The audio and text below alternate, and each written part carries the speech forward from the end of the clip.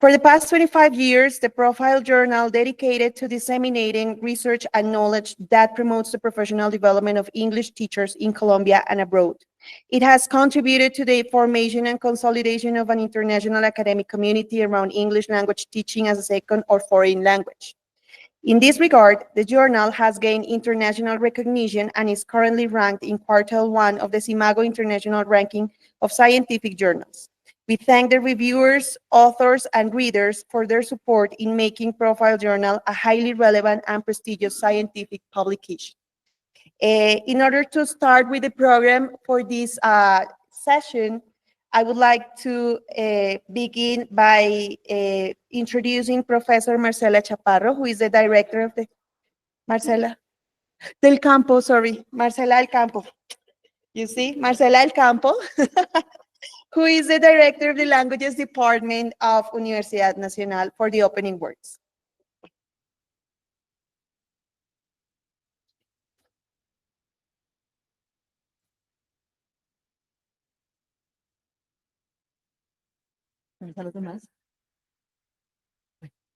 Muy buenas tardes a todos y a todas.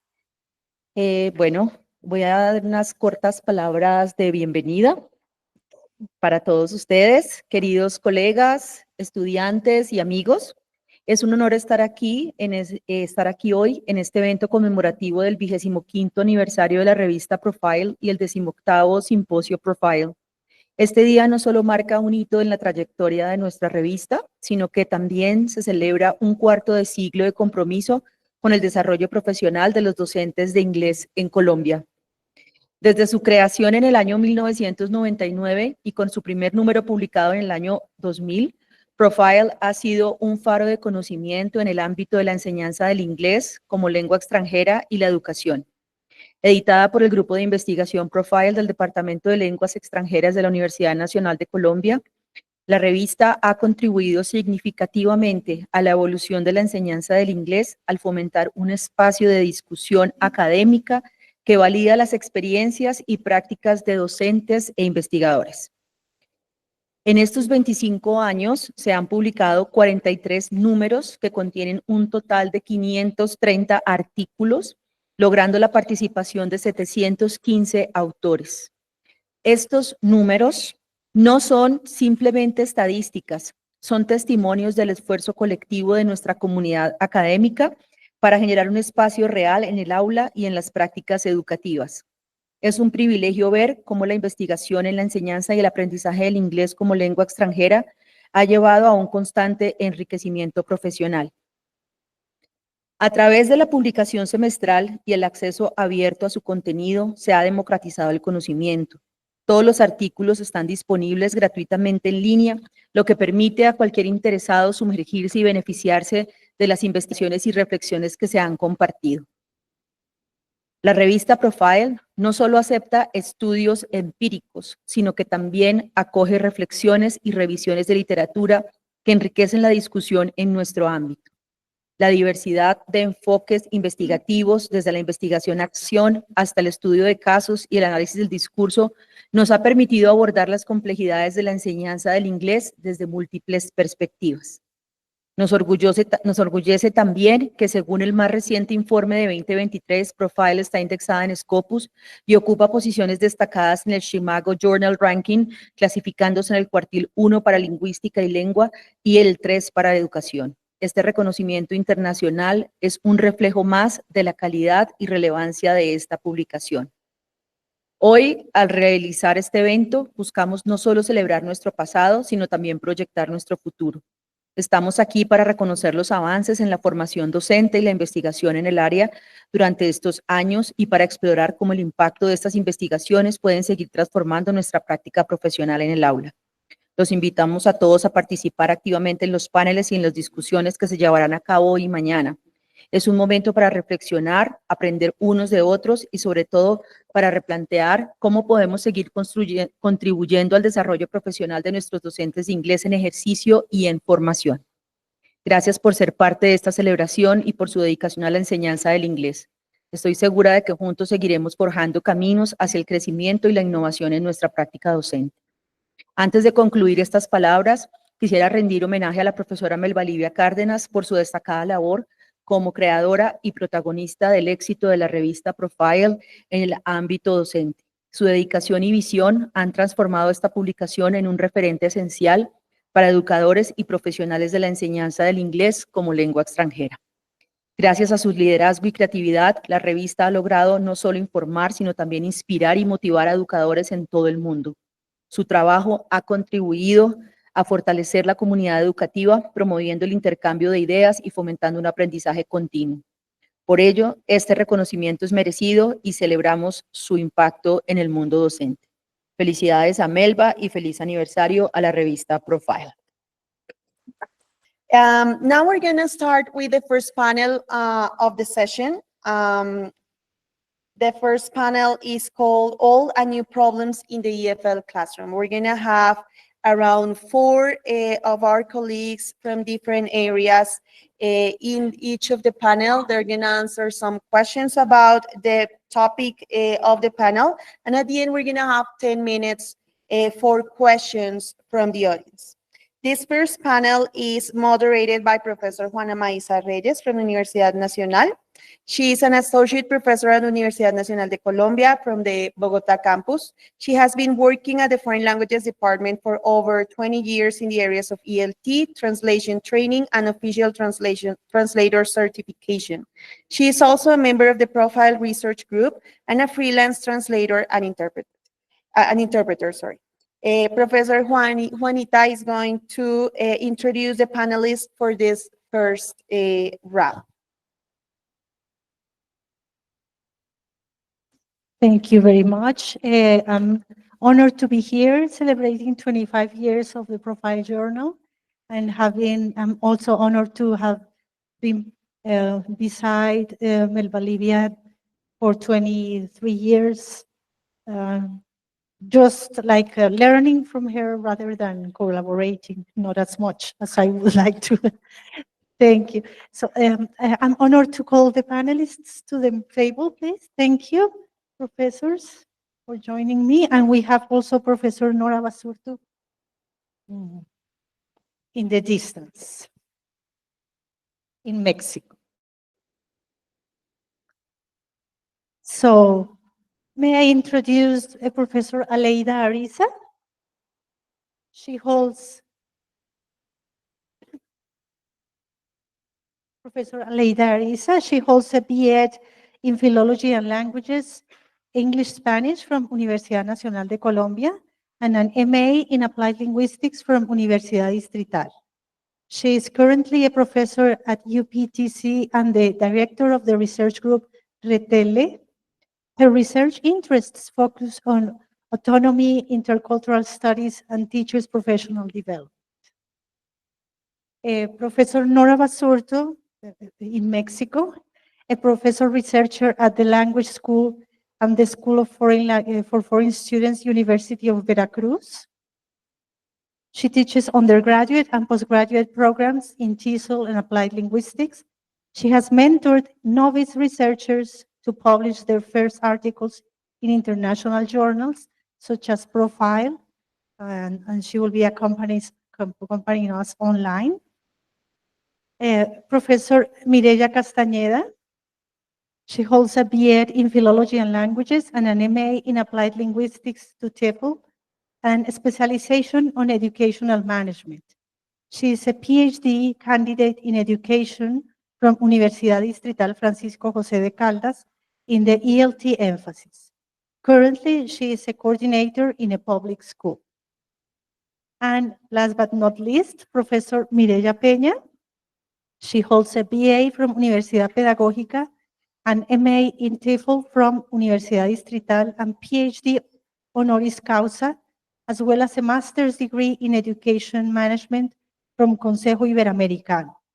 She has worked in teaching English and related in both secondary and tertiary education institutions for over 30 years. So it's an honor again to be joined in this table by these prominent figures in teaching. And the topic of the panel, I don't know if Professor Basurto is able to listen to us at present.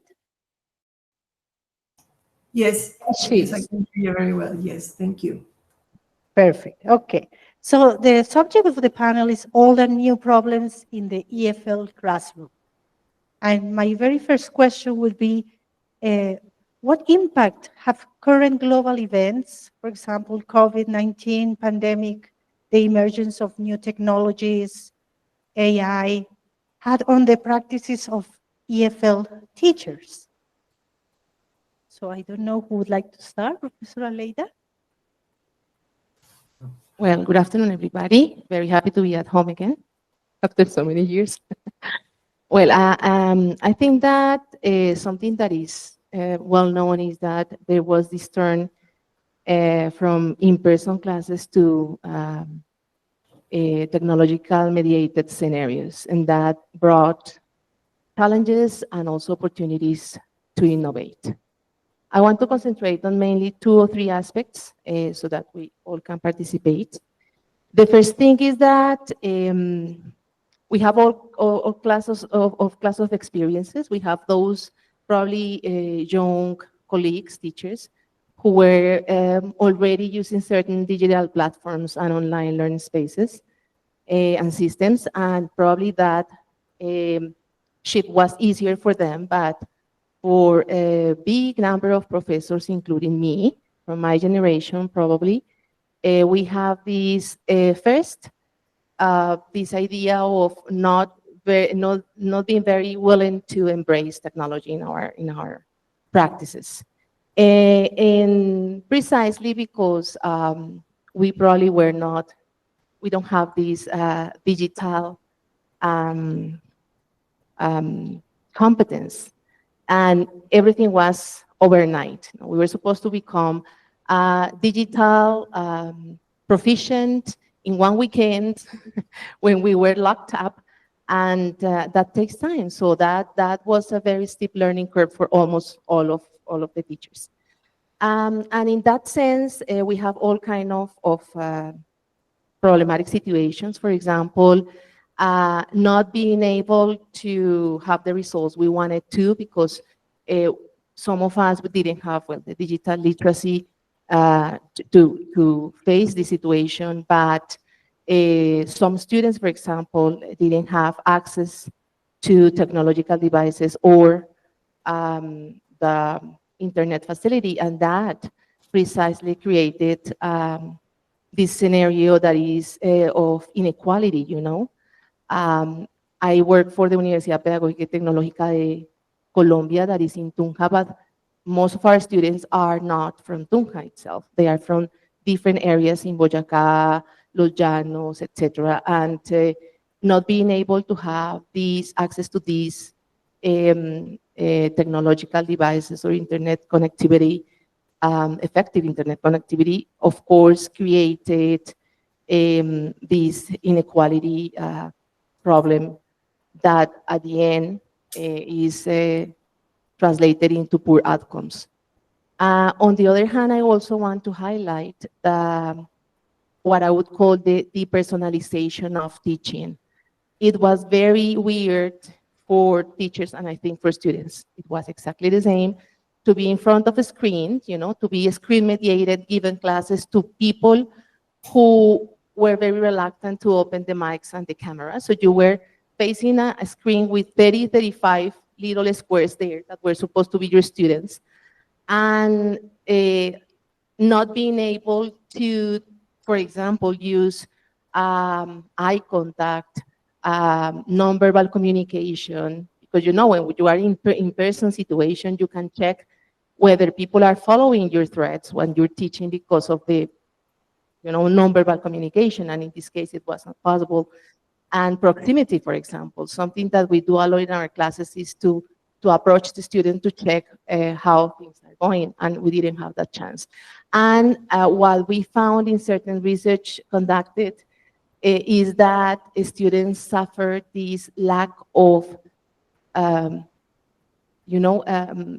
creating emotional bonds among them. In our case, for example, we created a new teacher education program that is modern languages with English emphasis. And the first cohort was during the pandemics, 2019. So they didn't meet in person till 3 semesters after, and when they got into the classroom, nobody knew anybody. They were not friends. They were supposedly being working in groups, supposedly, but these in-person bonds you make with people mediated by technology is quite difficult. And probably one of the last things that I want to mention so that my other colleagues can also contribute with ideas is that there was a very cognitive overload for both teachers and students.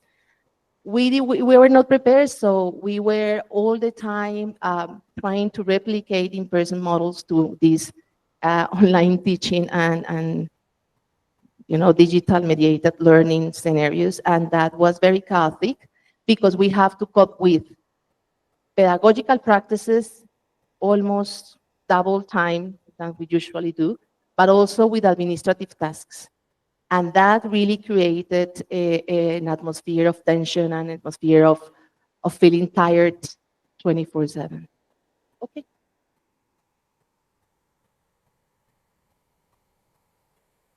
Good afternoon, everyone. I am really happy to be here at home, sharing with you our views. What are our views? Is the life of my companions that I call teachers at the school where I work.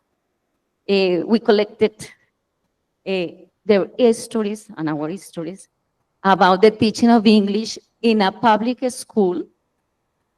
It is located at Ciudad Bolívar, and they are from kindergarten to 5th grade.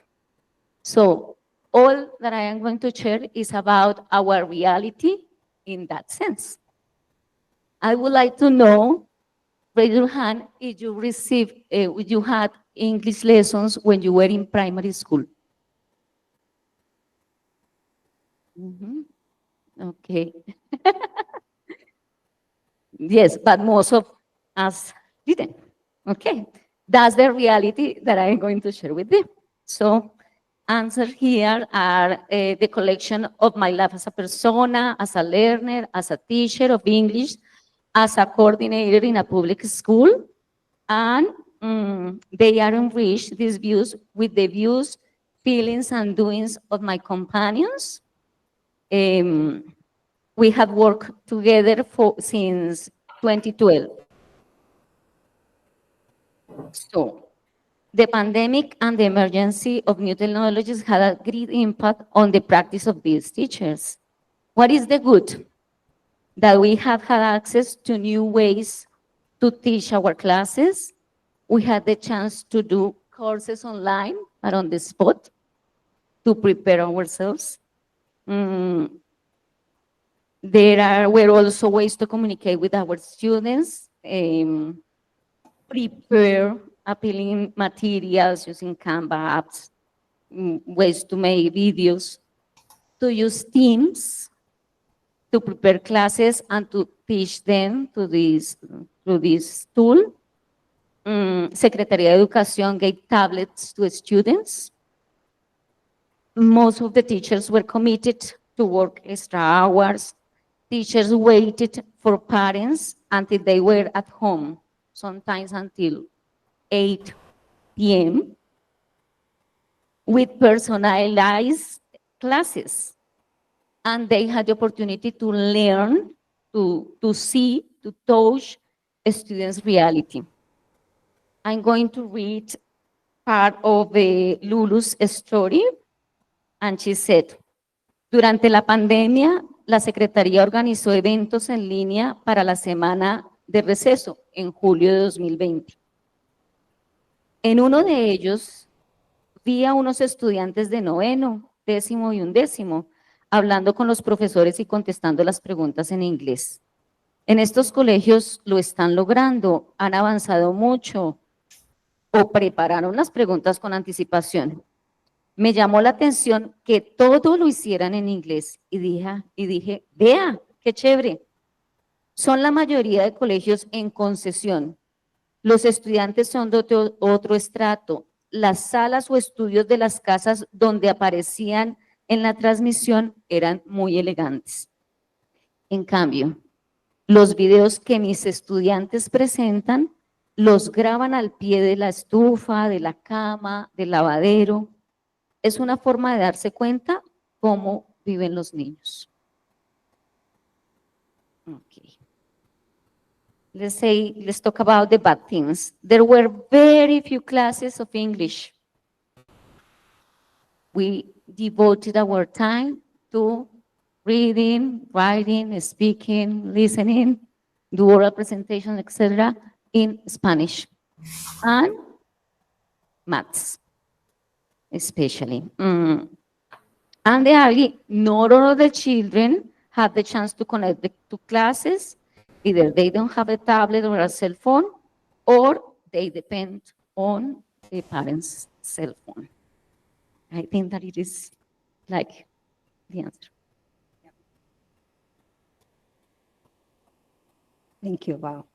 Good afternoon for all the ones here and everywhere. And again, as Mireya says, I'm really happy to be here again at home. Yes. And well, analyzing all this situation, I observed, taking into account the two main issues that were mentioned, taking into account new technologies and maybe all this phenomena with the pandemic, we as an educational system, we understand that we have to include, we have to be aware of what's happening in our society. Yeah. And before the pandemic, we observed, I think some of us have witnessed, the kind of rejection that existed facing virtual formats of education or distance learning, distance education. The Ministry of Education even was criticizing that part. Yeah, but anyway, other elements were considered, and teachers as well as institutions were trying to gradually include those elements in the teaching practice. But with the emergence of the pandemic, we have to understand that this gradual immersion in technology transformed into urgent immersion to it. We had to shift well, from a week to the other into many discourses and many elements that we traditionally didn't consider as important, and sometimes we were even criticized. Yeah, so that's one of the main things that I started to observe here. And what happened when we started considering this fact of having virtual elements, technological tools included in the classes, that the first element is that all those technological inequalities, all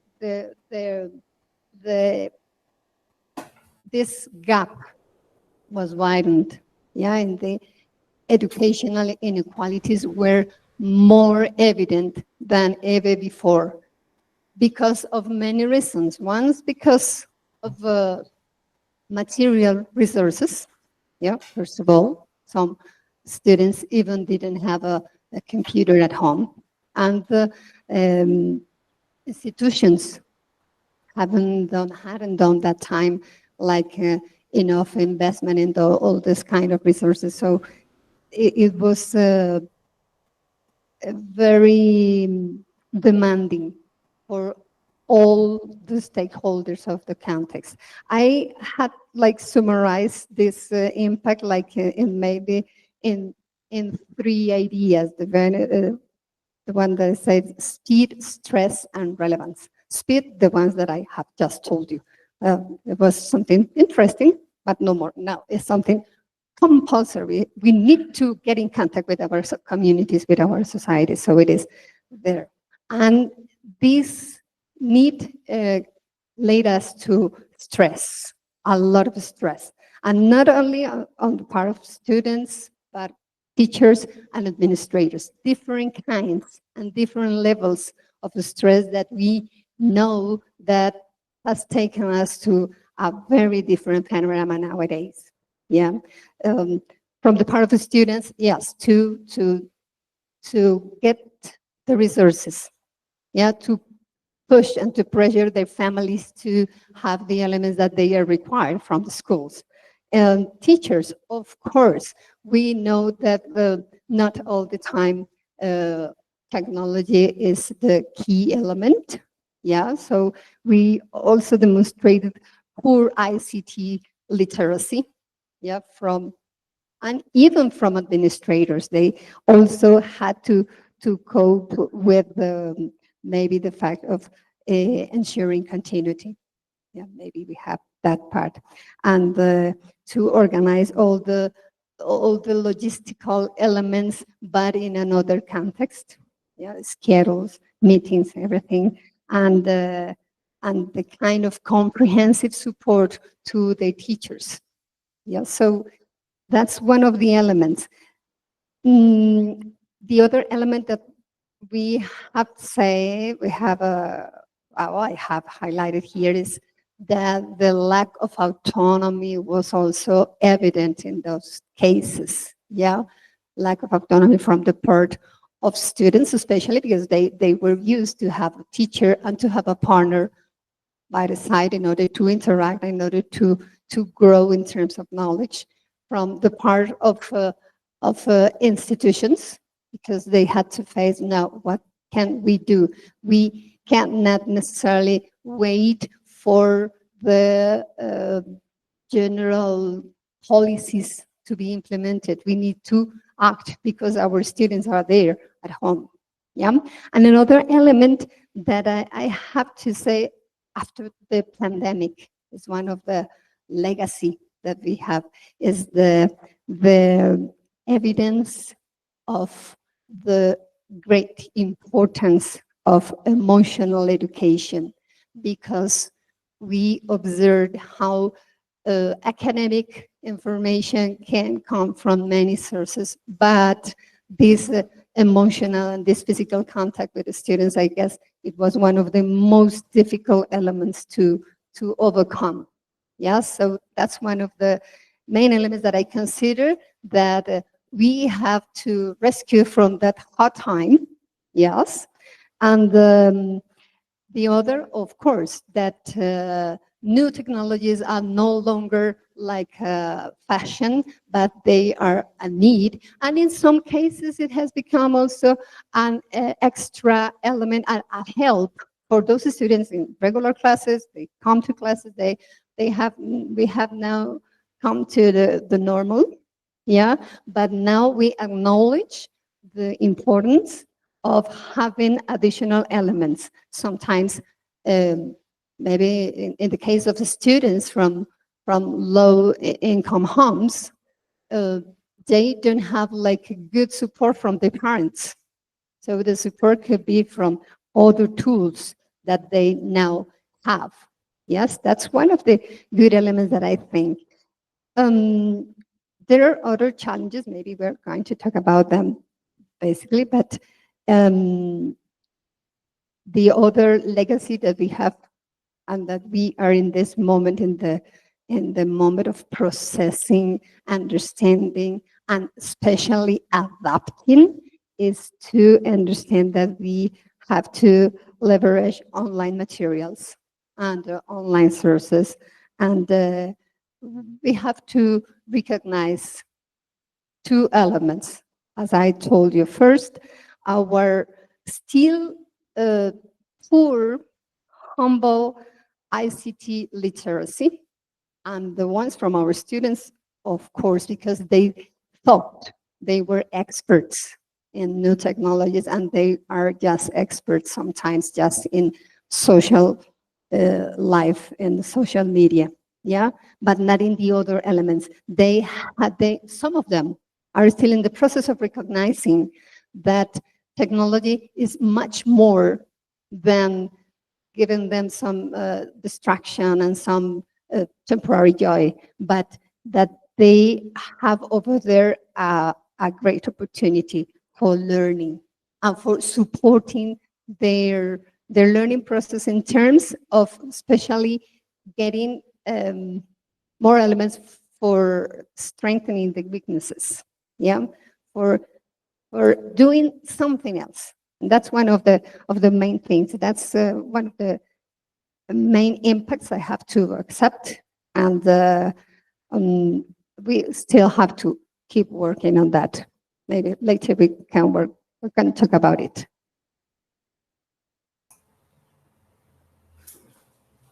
Thank you, professors. Professor Nora Basurto, what is your take on this question that I asked?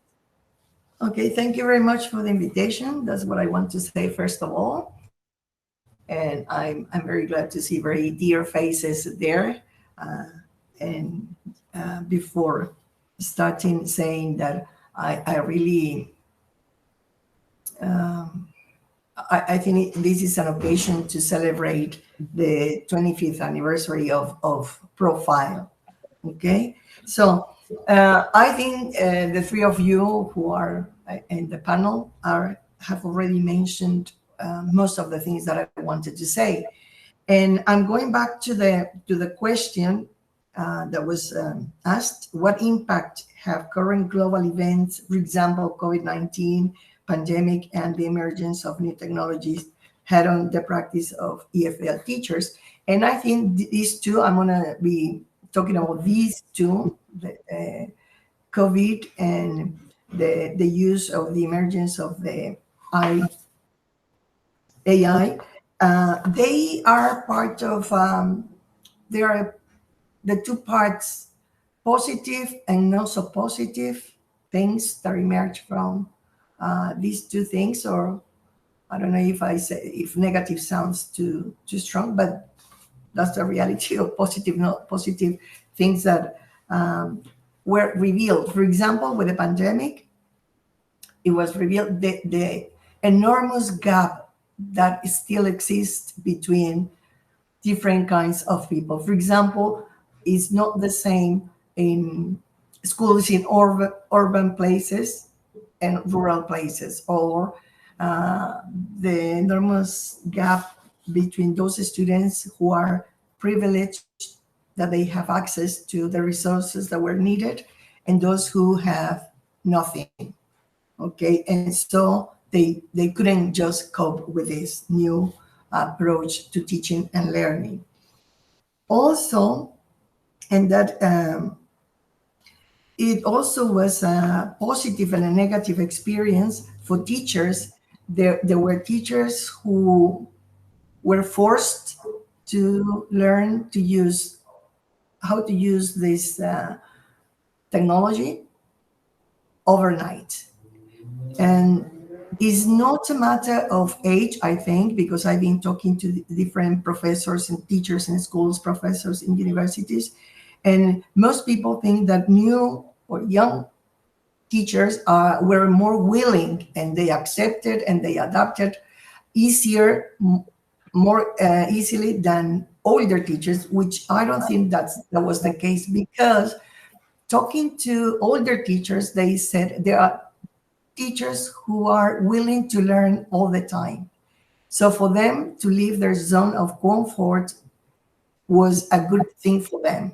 I mean, I'm not generalizing that older teachers were more willing to learn something new, but it's not the case of, as most people say, younger generations were more ready or were more willing. So it was an opportunity for a lot of older teachers, new teachers, to show how adaptable they are to new situations, how they were willing to accept and to respond very quickly to new situations.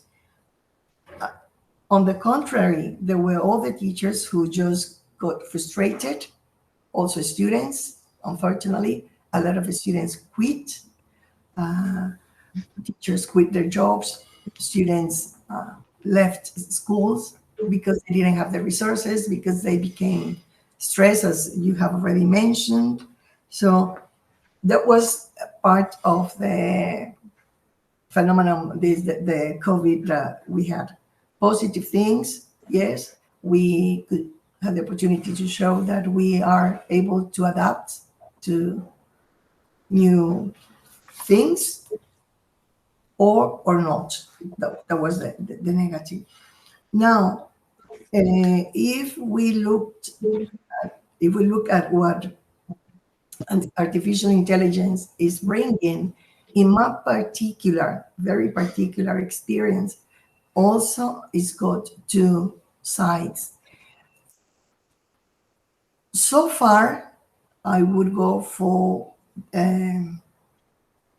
more negative, in the sense that the students are taking, and I'm saying this based on my experience, students are taking this as not as a tool, but as something to replace the doing, the learning, the working, the reflecting they have to be doing when they are learning. For example, in classes like reading and writing academic texts in English, a lot of students, the majority of students are using ChatGPT, other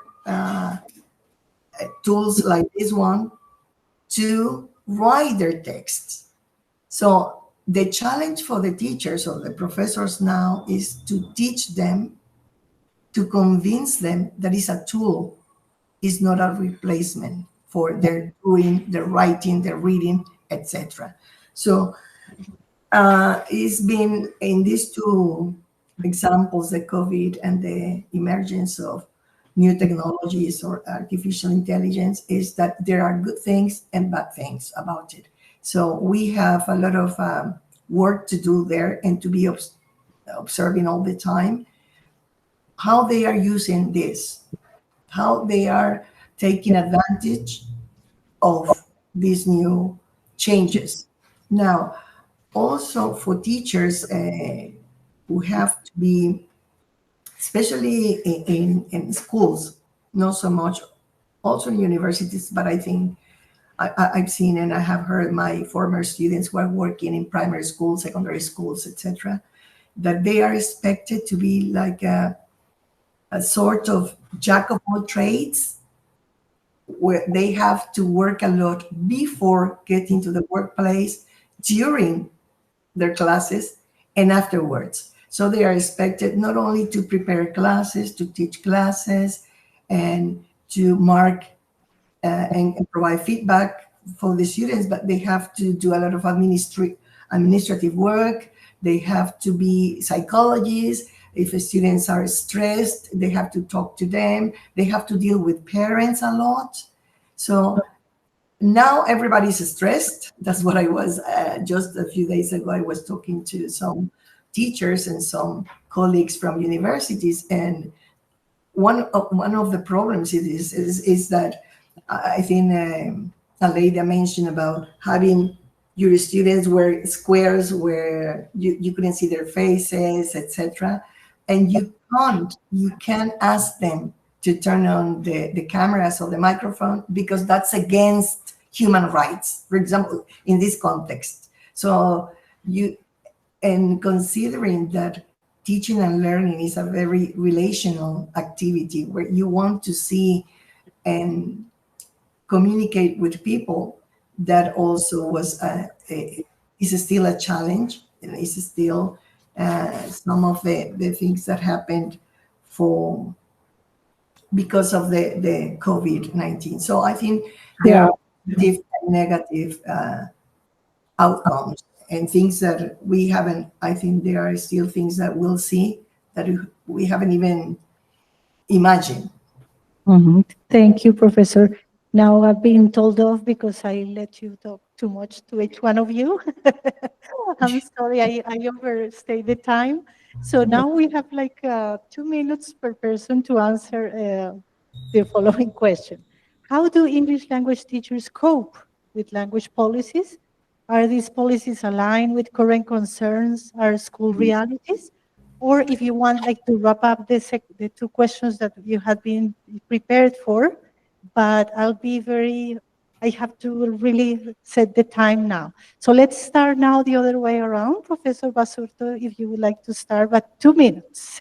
Yes, as I knew that I have been stolen part of my time, that's what I wanted to answer, like in general, and of course, no, is as it has changed, the new policies are changing overnight, and the teachers have to be like ready or be willing to adapt.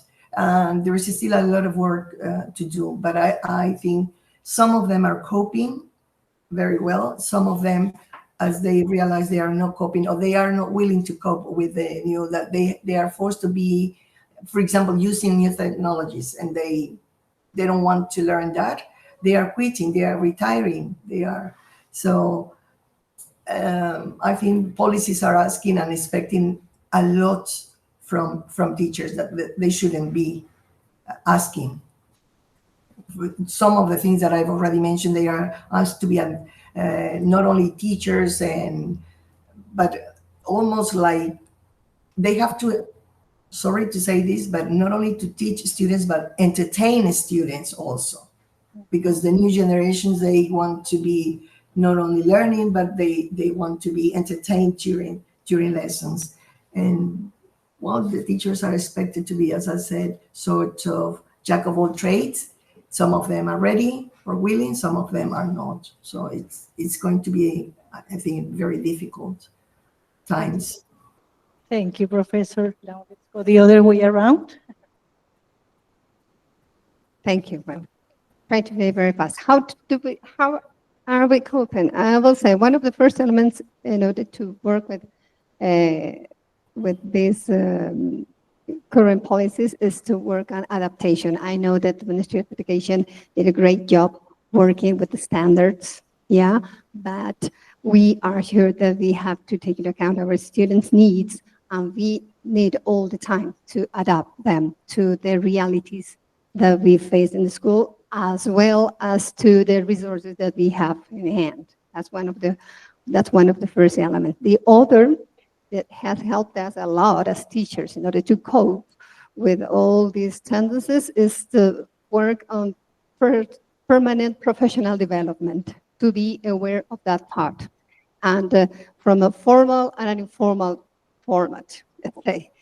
Formal universities and institutions have nowadays a lot of offer in terms of different kinds of methodologies, new apps, new elements. That's what I call the formal level. And from the official part, let's say, we know that the secretaries of education are working a lot with kind of agreements with specific institutions to work on specific kinds of training. Yeah, and the other, which is also relevant, but sometimes we think it isn't, but I have observed that our informal professional development is also to be considered. Like it or not, we know Instagrammers, YouTubers, TikTokers giving us a lot of tips, elements, hindrances, and doing interesting analysis that we immediately try to include in our classes. That's something. Okay. We continue that there are not teachers of English, let's say with degree, with the competence, for kindergarten, elementary students in most of the public schools. Inequality in the access to learning opportunities. This is about the problems that persist in the EFL classrooms. And few courses for teachers who are situated. Teachers take the traditional language extension courses. And as we are celebrating, I remember that in 2005, elementary school teachers took a special course implemented by Profile in components close related to the processes of teaching English in public schools to be able to use resource centers. They were research groups. And I'm going to answer the last in two ways. How do English language teachers cope with language policies? Are these policies aligned with current concerns and school realities? So we have for our stories that English is el coco. English is the boogeyman. Why? Because these teachers, as they are not qualified, let's say, they express fear and apprehensions towards teaching English at higher levels, the fears to make mistakes, to the damage one's image, professional image, um, cover like the same topics, but they try to study. And so some of them escape from teaching English, and the ones who take the charge of teaching English go to Google, ask for friends, help, take courses, prepare the classes, join to projects with international communities, and do what it is on their hands. Professor Arisa, sorry, last but not least. Well, I'm going to try to join the two answers, the answers to the two questions. I think that it's very important first to remember that it persists in educational policies, this tension we have between what the Board of Education demands and believe is true and our realities. First, because always these approaches are top-down. So they are decided nationally or with the head of the institution, but teachers are never consulted. And it happens in primary schools, it happens in secondary schools, and it happens in universities too. It happens everywhere. Second, because the lenses they have, the language policy makers and stakeholders, makers mainly, is this is of a deficit perspective. Yeah, they don't take into consideration what is it that we have to offer as professors, teachers, researchers, etc. But what is it that we lack according to what they decide is supposed to be the correct way of having learning scenarios. And in that sense, of course, the reality is that it persists teacher-centered methods. That is our reality in practicums, for example, at the teacher education programs. A rooted learning, not working on critical skill abilities, but on mechanic abilities. Large classes and teachers workload, specifically with something that I really hate, that is administrative work. That at the end, we didn't study to administrate education. I studied applied linguistics, not other type of like filling forms, you know.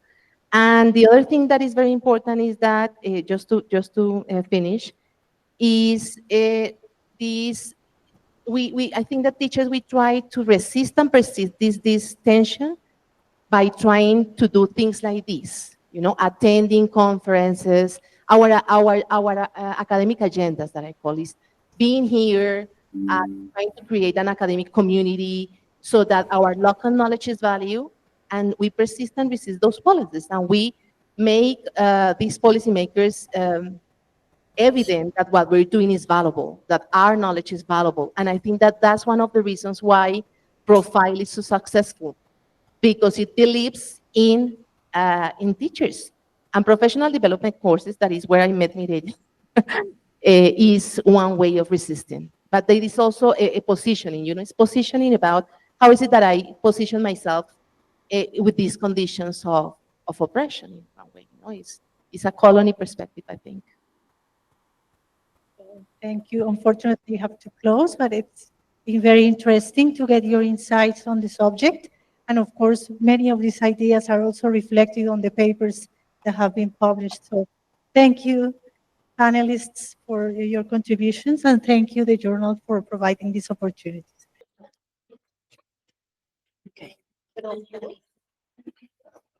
So For the following item in our program, I would like to present the plenary session called Researching Language Teachers for Change, Not Description, a praxis-based approach from Professor Paula Golombek from University of Florida. Professor Paula Golombek is clinical professor in the Department of Linguistics at the University of Florida, where she developed the undergraduate certificate in teaching English as a second language program. One of her primary responsibilities in the program is to mentor novice researchers in the practicum, the context in which she tries to apply and research Vygotsky and sociocultural theory to language teacher development in practice. Her research interests include teacher development in second language teacher education, including the functional role of teacher emotions, how language and concepts mediate teacher development as they think together, and language teacher narrative inquiry as professional development. Paula has published numerous articles on L2 teacher development and has a long-standing commitment to language teacher development in Colombia and Mexico. So please, let's welcome Professor Paula Golombek.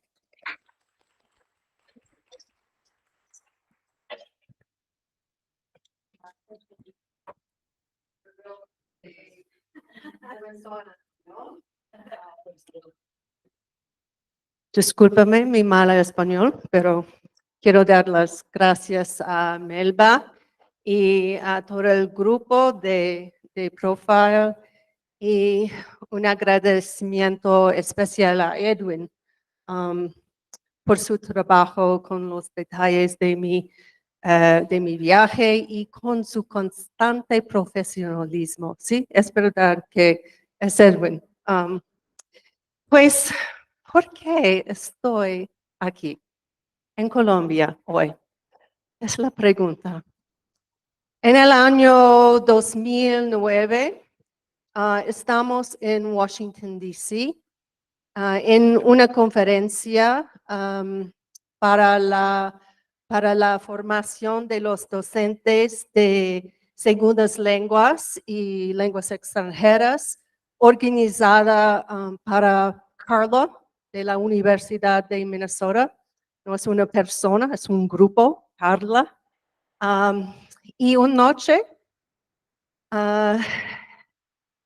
estaba sentado en una esquina de un bar con mucho ruido, con Claudia Nieto y creo que sí.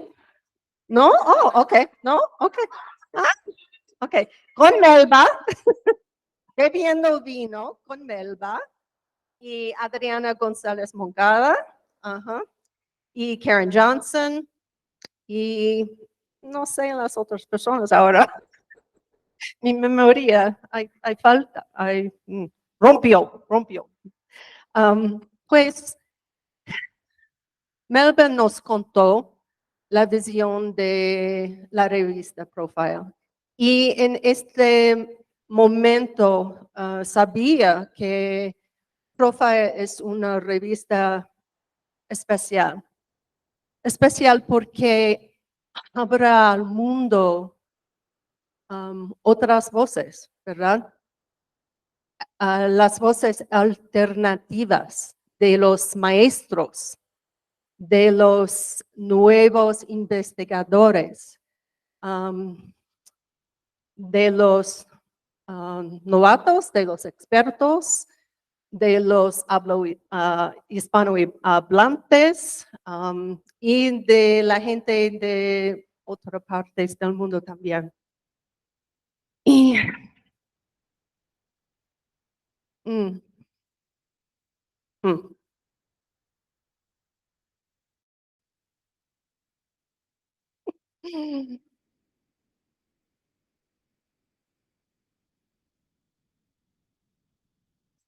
Y ha sido un placer ver a Profile crecer la calidad y el prestigio de la revista. Es un gran éxito, ¿verdad? Y yo sé cuánto trabajo inició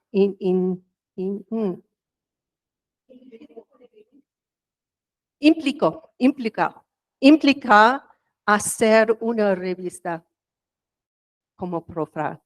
Hice la dedicación para recordar el dinero, para desarrollar los revisores, para mantener y elevar la calidad de los artículos. Y entonces, cuando me di cuenta que era la sola oradora, tenía muchas emociones diferentes. Primero, soy muy orgulloso de Profile y del grupo de Profile, de la gente de Profile. Alegría porque es un gran honor estar aquí con ustedes para compartir mis ideas y un poco de miedo. Soy nerviosa porque mi discurso debe que ser algo a lo menos interesante, ¿verdad? Quizás significativa. No soy una mujer profundo, pero ojalá que sea. Y en las palabras de mi discurso, pensemos juntos en la investigación basada en la praxis y quiero que encuentren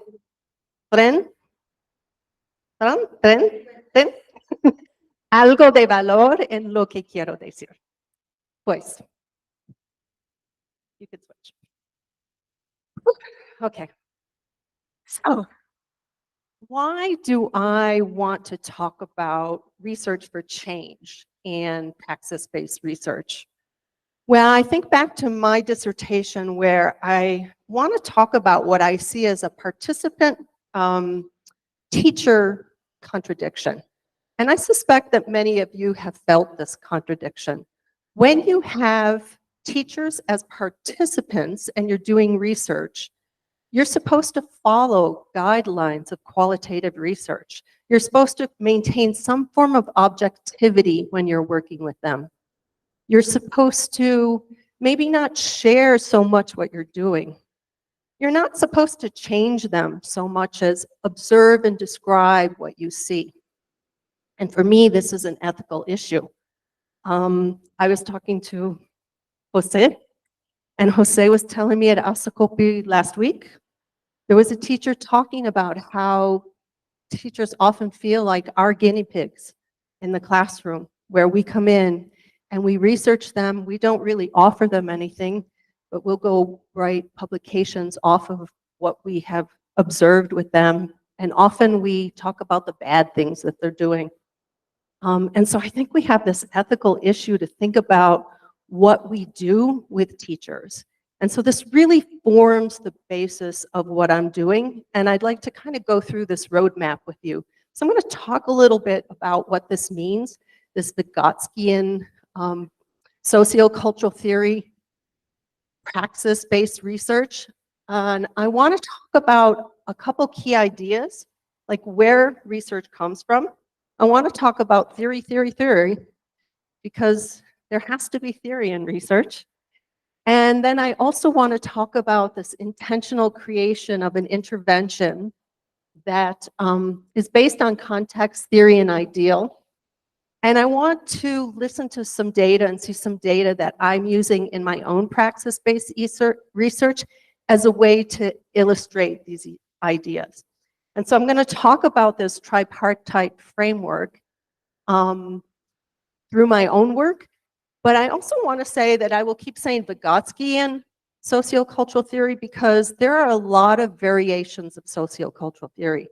And there's even a lot of variations of what's called cultural historical sociocultural theory or sociocultural theory. And there's like first generation Vygotsky, second generation Leontoff, third generation Engstrom. I don't want to get into that, but what I do is really base my work in Vygotsky. So I really want to make that distinction in what I'm talking about. Okay. So this idea of praxis-based research, I think it's something I've been doing all a lot of the time for the last 20 years at least, but it really isn't until Lantoff and Poner talk about the pedagogical imperative that this idea of praxis-based research, doing research in language classrooms to change your students, really kind of took off. And so while Lantoff and Poner talk about it in terms of language learners, Karen Johnson and Jacob Rieker and I are talking about it more in terms of language teachers and language teacher educators. And so we have talked about it as this Vygotskian sociocultural theory informed empirical research. Research that explains but also transforms the teachers that we're working with. They're thinking about teaching, so their psychological development as well as their activity of teaching. And I think it's important to remember, we think of Vygotsky's ideas, but we don't think about where they emerged from. And he was working during the early years of the Russian Revolution. So his ideas are really a transformative theory where they're based on Marxist principles, and the intention is to change the world. Cambiar el mundo, no describirlo. And this is really, I think, at the heart of Vygotsky that people often forget. Sometimes people criticize Vygotsky for not being socially concerned, but that was really what drove what Vygotsky was doing, was wanting to kind of create these new Soviet people that would embody different ideals of what it means to be a human, what it means to be a citizen. So.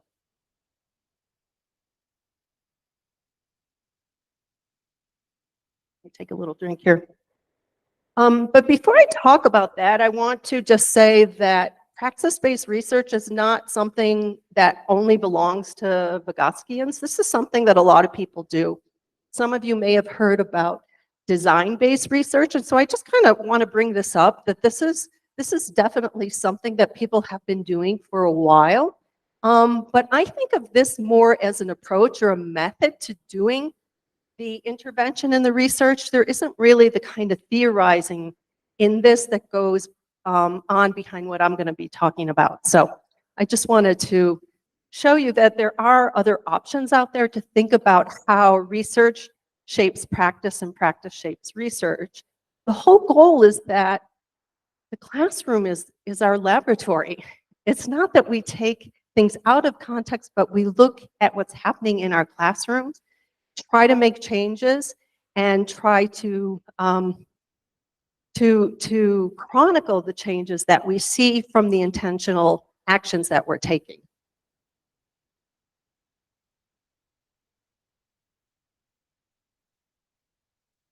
So we've come up with this tripartite framework, and they're words you're familiar with. They're words that we all know: innovation, intervention, and intentionality. But we are using these words through Vygotskyan theorizing. And so when we talk about each of these areas, we have very specific ideas in mind that have been theorized from Vygotsky, and also a lot of the work that Karen Johnson and I have been doing over the last, I don't know how many years we've been doing it, but a long time. So I'm going to go through each of these and talk about what it means as a principle, but I also want to talk about it through as I said, through my research, so you get a sense of what it means and what it looks like, because otherwise it stays pretty abstract. So I'm hoping that my research will kind of show you what I'm talking about. And we want to start with innovation. So innovation begins in your context. Whatever your context is, it's going to be different from mine. And your innovation has to begin in your context. Who are your students? What are the constraints? What are the affordances? What are you trying to do in that context? And so you are specifically trying to create an ideal towards which you're trying to move your teachers. In my case, it's teachers. It can be students, but in my case, it's certainly teachers. That ideal means, what's the point of this? What am I trying to enable teachers to do in a different way? So that ideal might be something like changing their instructional stance. Sometimes in language teacher education, we're trying to move our teachers from transmission models to more dialogic models. I don't know how many of you have experienced that, but you know, that transmission model that we all know, often in teacher education, we're trying to create more dialogic models of teaching. It might be to expand or enhance their ability to articulate their pedagogical reasoning, to talk more about the reasoning behind what they do in the classroom, to think about alternative practice. So those ideals are whatever the goal is that I'm trying to reach by doing this specific innovation. So, okay. So to talk about this, I need to talk about my context. And as I talk about my context, I invite you to think about your context. So my context is at the University of Florida, part of this 18-credit undergraduate TESOL certificate that is housed in my department that I've been overseeing since like 2010, yeah. And the students that I have who are teachers are all novice teachers. Most overwhelmingly, this is their first time teaching. And they're not in teaching majors. They can be in any major in the university to do the certificate. So I'm working with people who aren't familiar with a lot of the ideas about teaching that someone who's an education major would be. So I have really a very small space to kind of try to shape these teachers into being able to reach, you know, their sense of who they want to be as a teacher. And these teachers co-teach. They teach 4-week workshops that they do once and then they repeat again. And the teachers teach on alternating days. These workshops are kind of one of the things that emerged due to the pandemia. So before we used to teach 8.5-week courses, but since the pandemia, post-pandemia, we found that it's really hard to get students to commit to taking classes and to being in classes. I don't know if you've had this experiences, but it can be really hard now to get students in classes. So we switched to this model with a very focused content, 4 weeks. We figured you can do that, right?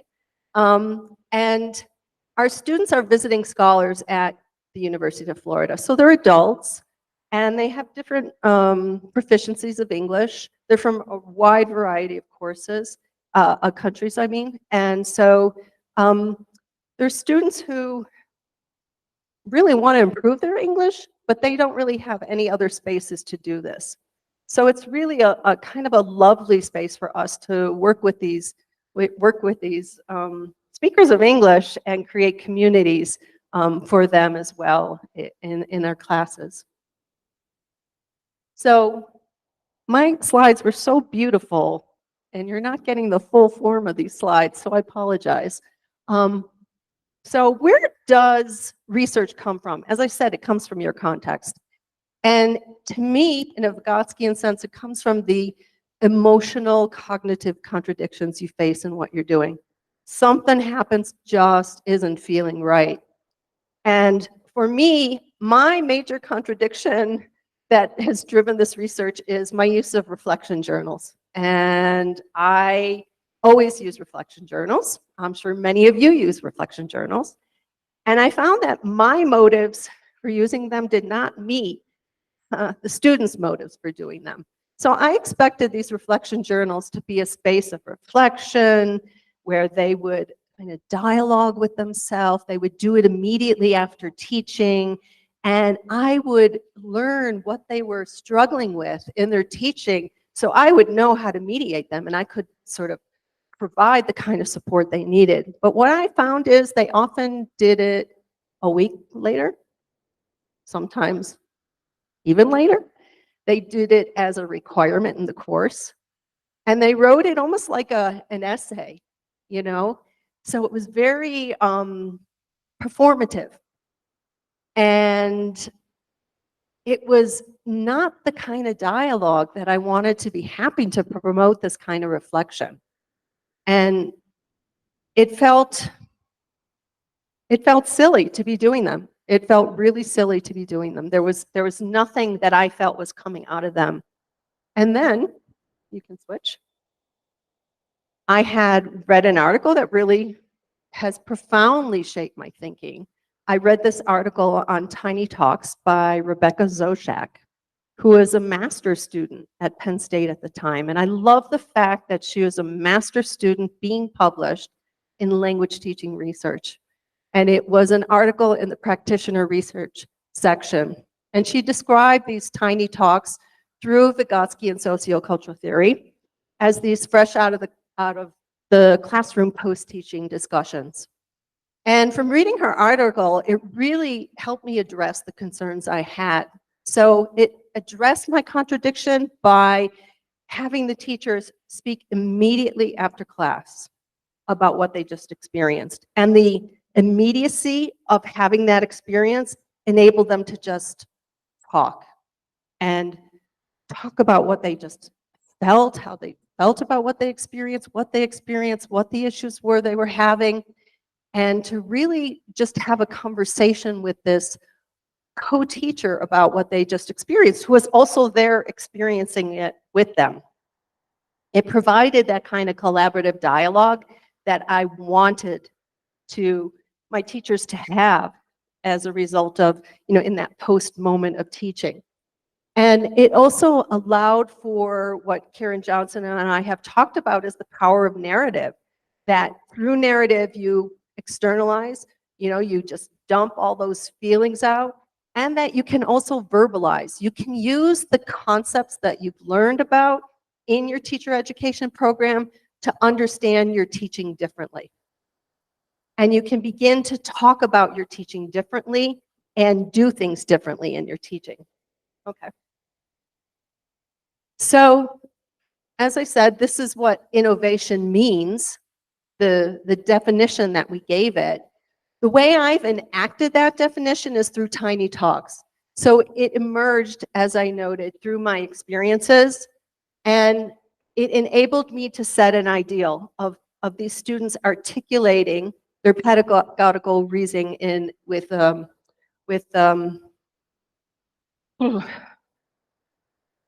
greater understanding of what they were doing, to also identify different changes in their teaching. So this idea of narrative is externalization and verbalization. But in order to get here, this theory-practice loop, this dialectic needed to happen. And I went back to do a lot of reading, both of Vygotsky as well as articles, some of my own work, some of other people's work, to understand something more about what Tiny Talks could offer in terms of a developmental perspective. So I wanted to do these readings to dialogue with myself, but I want to dialogue with others. And I think, so often our students are only dialoguing with the reading and not with others. And that makes them really not like theory. Because let's face it, theory's hard. It's hard to read theory. And you have to talk together to understand theory. So reading theory to me is essential, but it's not easy. And I also have to read theory with these questions in mind. So I think of these very practical questions when I'm thinking about doing research. What are the practices I'm engaging my students in? And how does theory inform them? So everything I do as a teacher, educator, is informed by theory. I want to make that explicit. I want to know why I'm doing what I'm doing from that theoretical perspective. I want to ask what my goals are for engaging my students in these practices. It's not, I need to make explicit what I want to see happening in these practices that will let me know that they are developing as teachers. I want to think about how these practices shape my students' development, but I also want to think about how the theory helps me to understand them. So for me, I use theory to construct these interventions, but then I also use theory to understand how development is taking place. And for me, one of the problems I see in language teacher education is that there's often a basic lack of theorizing of what learning means. What do you think learning is? How do you know learning when you see it? So I think a lot of us operate in this space of not really being explicit what it means to learn, what it means to develop. And so for me, Vygotsky provides very clear ideas about what it means to develop our thinking and then our activity. I also want to think about how seeing what my students do shapes my understanding of theory. So everything I'm going back to the theory and thinking about, okay, what does that help me to understand about theory? And then I also want to take that understanding and think about the practice again. So I'm never doing whatever the practice is in exactly the same way, because I'm continuing to grow as a teacher educator through my theorizing and praxis-based research. Okay. So just to show you a little about the theories that have affected my thinking in terms of Tiny Talks, well, definitely the notion of the ZPD. And I know a lot of people think about the ZPD as somehow a place where you identify what a person can do and can't do. It's not that easy. I think more of the ZPD as co-constructing activity, this kind of collective form of working together where each person takes away something different from each other. My work is very much based in Neil Mercer's work on interthinking. I don't know if you're familiar with Neil Mercer, but he talks about thinking together.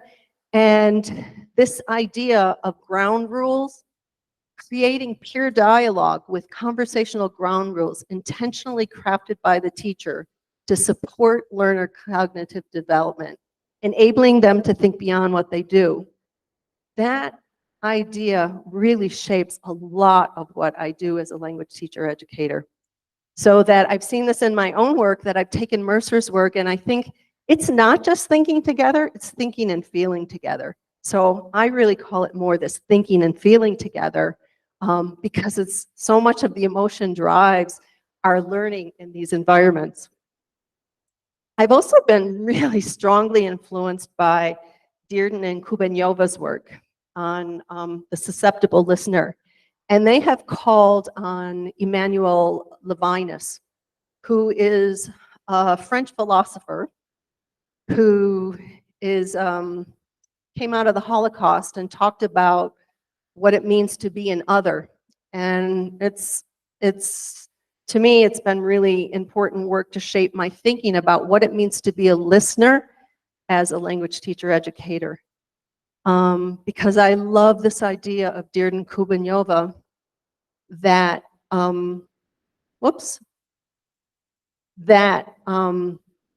we try not to predefine or label who we're talking to. Who we're talking to reveals who they are. And it's not us kind of poking and trying to predict who they are, but we have to remain open to people, what people want to show us, to whatever their uniqueness is, and respond to their call. So this is Levinas's work, to respond to their call. And I think as teacher educators, we have that responsibility to respond to our teacher's call for what it is that they're trying to reveal to us about what they need in their development. Okay, now we can move.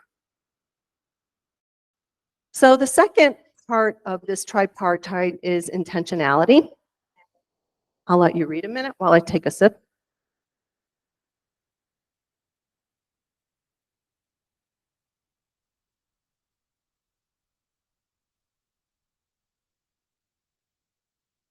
So whatever my intervention is, it's intentional. And that intention is directed by theory. I have theoretically grounded reasons for whatever it is I'm doing. And those reasons are that theory is evident in how I create and enact whatever my teacher learner practice is, but it's also evident in how I respond to them. So I want to think about what Karen and I have called responsive mediation. How do I mediate each student, as each teacher as an individual in a way that's going to support their development. So I want to think about this when I'm creating the intervention, but I also then want to think about it when I'm enacting it. I make my intentions explicit about Tiny Talks. I give them the theory behind it. I do it in a friendly way. I don't do it in a abstract way. I make my intentions clear. I make the instructions for how to do it clear. And they also listen to Tiny Talks, so they have a concrete understanding of what these things look like. And so they can see other teachers doing Tiny Talks. Okay. So these are my instructions. You'll see that I talk about the theory of why I'm doing this in terms of this middle dump, do over, dump, deepen, and do over. So it's about expressing your feelings, your emotions, deepening, trying to think through concepts about what happened, trying to think about alternatives to what's happening. And this is all happening in dialogue, right, collaboratively. And then there's the do-over element. Okay, now that you kind of talked through this, can you think about what you would do differently?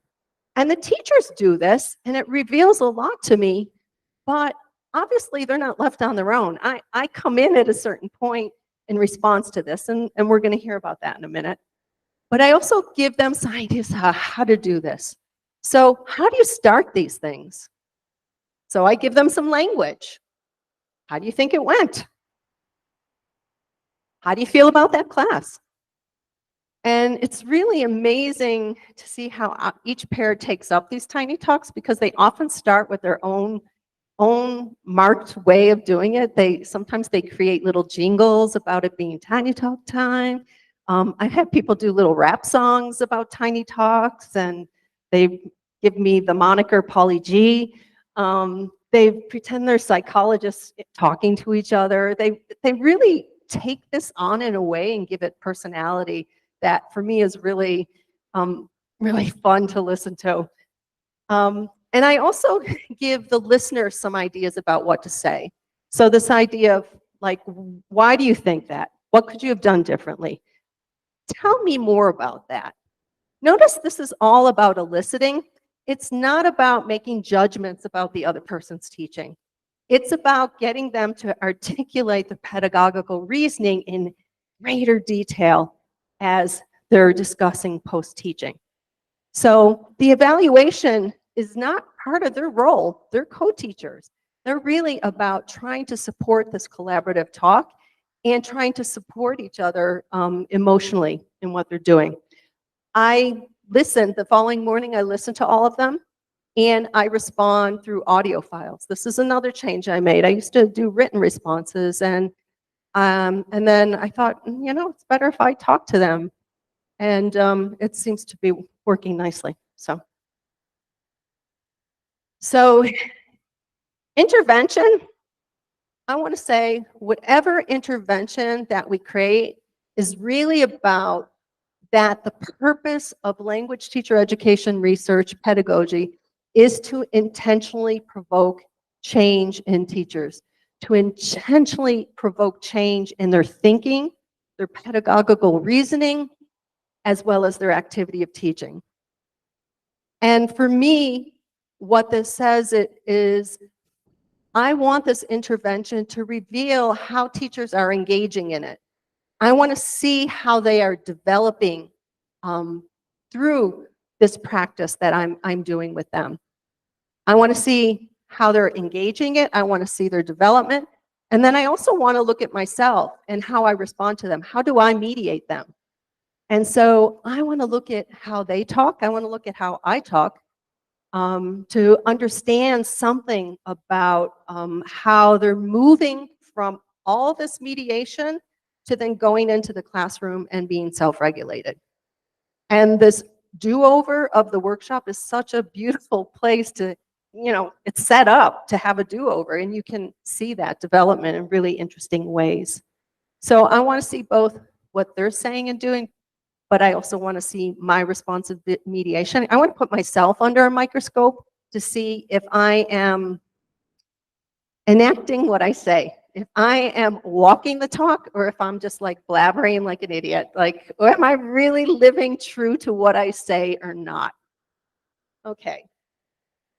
So in order to do this, we're going to listen to a tiny talk. And this is to Shannon and Sophia was her first day of teaching. First day of teaching. So as we're listening to this, and you can read with the transcript, notice what Sophia is talking about. And also notice what Shannon is doing in response. Okay, so.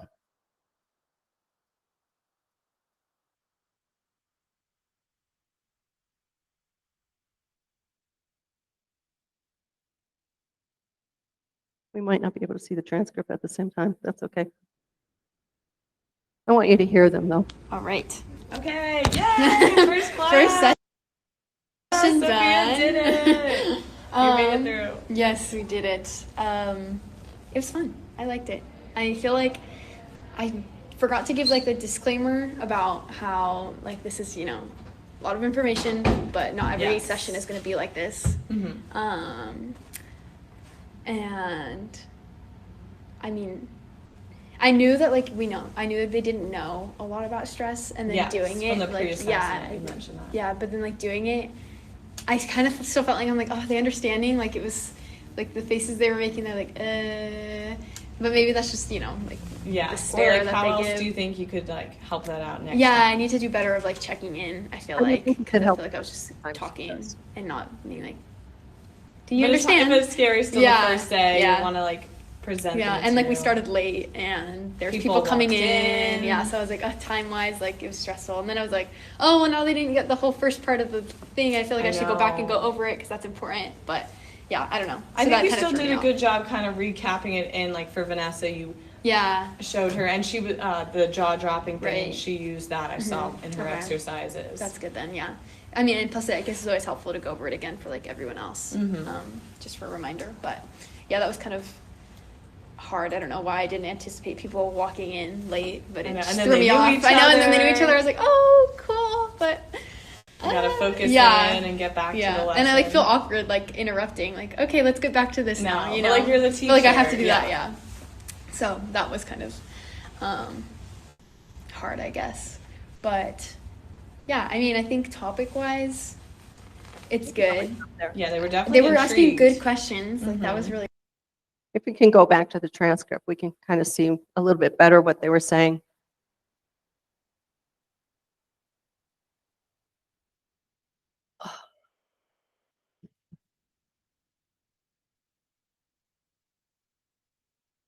So they say, okay, yeah, first class, first session done.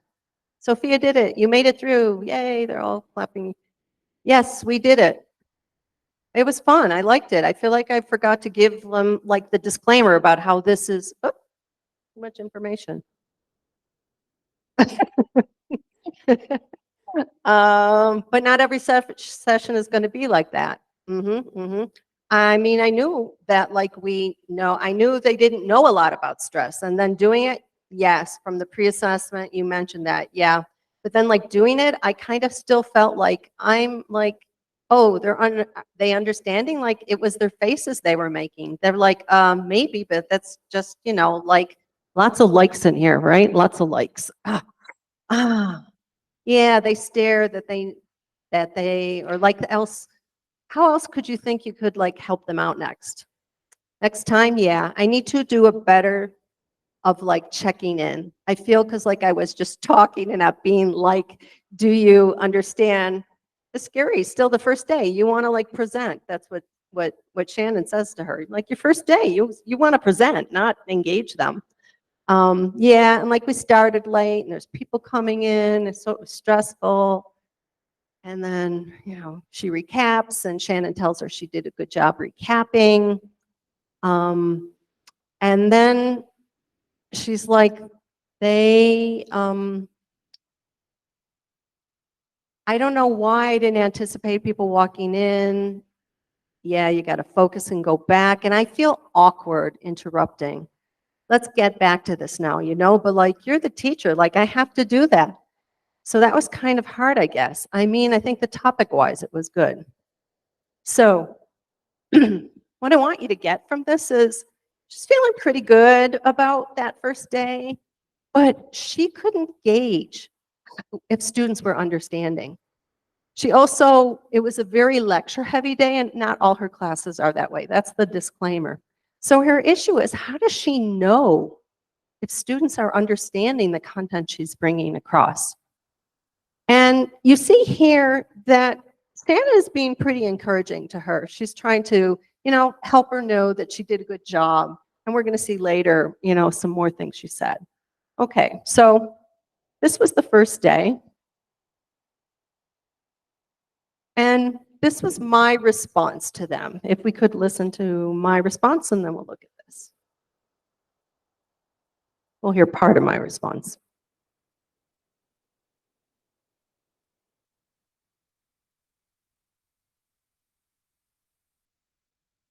I want you to think about what I'm doing in my response.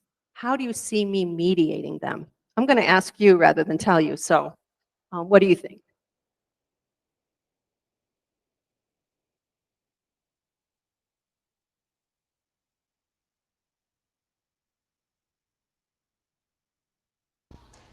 Okay, so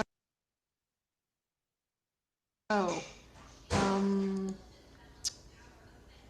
do I still have you recording? I don't know. Sorry, I'm just trying to look at a split screen while I'm doing this. First of all, yay, first class, Sophia did it. So that was very exciting to hear. And you noted, Sophia, that you forgot the disclaimer that this is a lot of info. Not every session will be like this. Yeah, if that happens, that's okay. It's not, it's something you can say next class. And especially because there may be a bit of information next class too. So I think, you can comment on the previous class.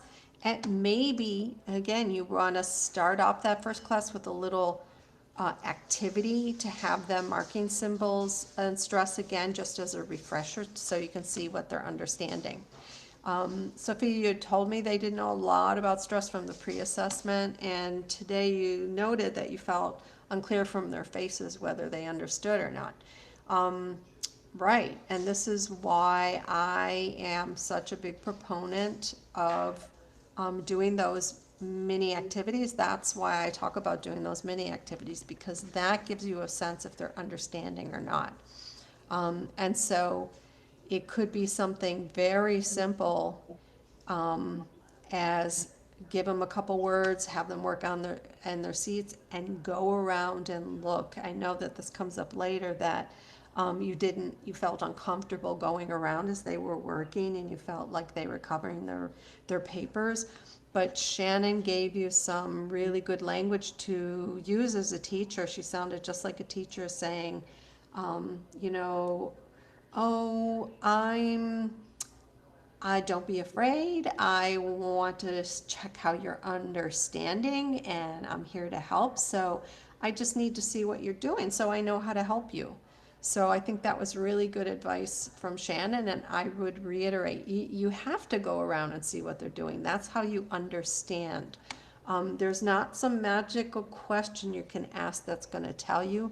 And I even made the joke that you're not going to have your students there smiling and nodding their heads yes, that they're understanding. So those mini activities matter a whole lot.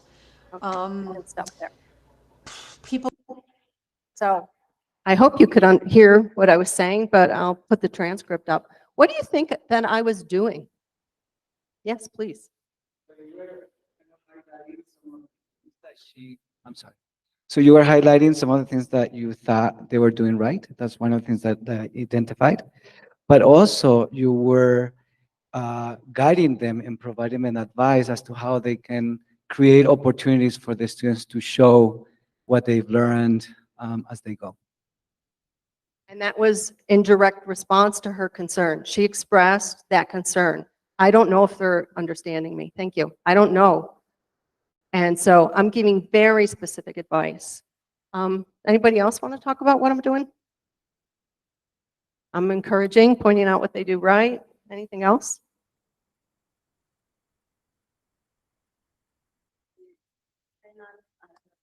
Right. The other thing I think notice is that you're trying there to make them feel like bridge the gap between some theoretical constructs but not telling them that it's theory, but what is it that is behind this theory that is helping you that you have already taught them? I'm not pounding them with any abstract concepts, but I am providing the concepts and the rationale for why they should be doing these mini activities, certainly. And at the end, we're not going to listen to it, but this is how I ended that. Okay, so it sounded like it was a really great first lesson, and it was a lot of fun, it seems. I have to say, it was a joy listening to you. You're very supportive of each other. And Shannon, I think you offered some really nice ideas for Sophia. I noticed a lot of things going on in the class that was helpful. You noticed, and I think for her to hear. And it was just really great for me to hear how you're taking up the different things I've been trying to convey to you as teachers. And I don't know if it's just really inspiring for me to hear you talking about these concepts and talking about them through your practice on your first day of teaching. I mean, that's pretty awesome. So I really want them to understand how what they're doing is promoting each other's development and understanding about their teaching. And when I say I'm thrilled, blown away that this is these are reflections on a first day of teaching for people who are not in education programs. And this is just a small snippet I'm showing you. I could show you so many others, but for me, it's so inspiring to see what they're doing through this intervention of Tiny Talks. Okay. So what I hope that Tiny Talks, or what my praxis-based research has shown me, is that these teachers' needs are revealed. I understand what they need. What's the problem they're facing? How are they feeling emotionally? How are they, like, what ideas are they sharing with each other? Where do I need to do more? So Shannon gave her some nice ideas, but Shannon didn't talk about the mini activities. That was my role as the more experienced teacher educator, to give her some more specific ways to think about her teaching. Their abilities are revealed beyond what they can do in the classroom. And I think, when we look at teachers, we're so busy noticing maybe what's missing. And in Tiny Talks, it shows me how much they know about teaching that their teaching doesn't necessarily demonstrate. And it shows me how together they can bring that out in each other so that they can, as Vygotsky says, act a head taller. So that they do this in the Tiny Talks, and the next time they're teaching, they start to do these things, and there's this kind of really lovely, virtuous cycle of development that can happen. Finally, I think these Tiny Talks really reveal how the teachers change synchronically and diachronically. So I've really started to take note of not only these moments, but these moments over time to trace their development, but also how they engage with each other differently. So sometimes I'll have somebody who will just talk for 3 minutes straight. It's just like dumping everything that just happened. And then they say, "What do you think?" Other teachers will start off and say, "Ugh, that didn't feel good. What do you think?" There's an immediate need for somebody to support them emotionally. And so I really pay attention to not only the content, but the way they're interacting to tell me something about them as teachers and people. Okay. So doing these Tiny Talks, theorizing, enacting them, looking at the data of these Tiny Talks, all of this has really profoundly shaped me as someone who's still continuing to develop as a teacher educator. Like, I am so happy to say that after all these years, I'm still developing my thinking and doing as a teacher educator. As I said, the content and the interactions reveal a lot to me about these teachers. Sometimes I sense these things intuitively, but hearing them in the Tiny Talks gives me like some more concrete evidence of how they are. It enables me to look at how I am mediating them and to think not just, as I said, about the content, but how am I fostering what it is, what their pedagogical reason. What am I doing? Am I really doing that? Am I really focusing on their ability to talk about their thinking of teaching? And it's also, as I said, made me look more at the activities that I do that try to promote teacher development. So I'm looking to change teachers, I'm looking to transform teachers, and I'm looking to chronicle that so I can not only understand what I do and why I do it and how I do it, but how I actually do it and what's the impact. What's the impact of both the activity and how I'm engaging them in my work as a teacher educator. So there's some references, and you can go to the next slide. Gracias.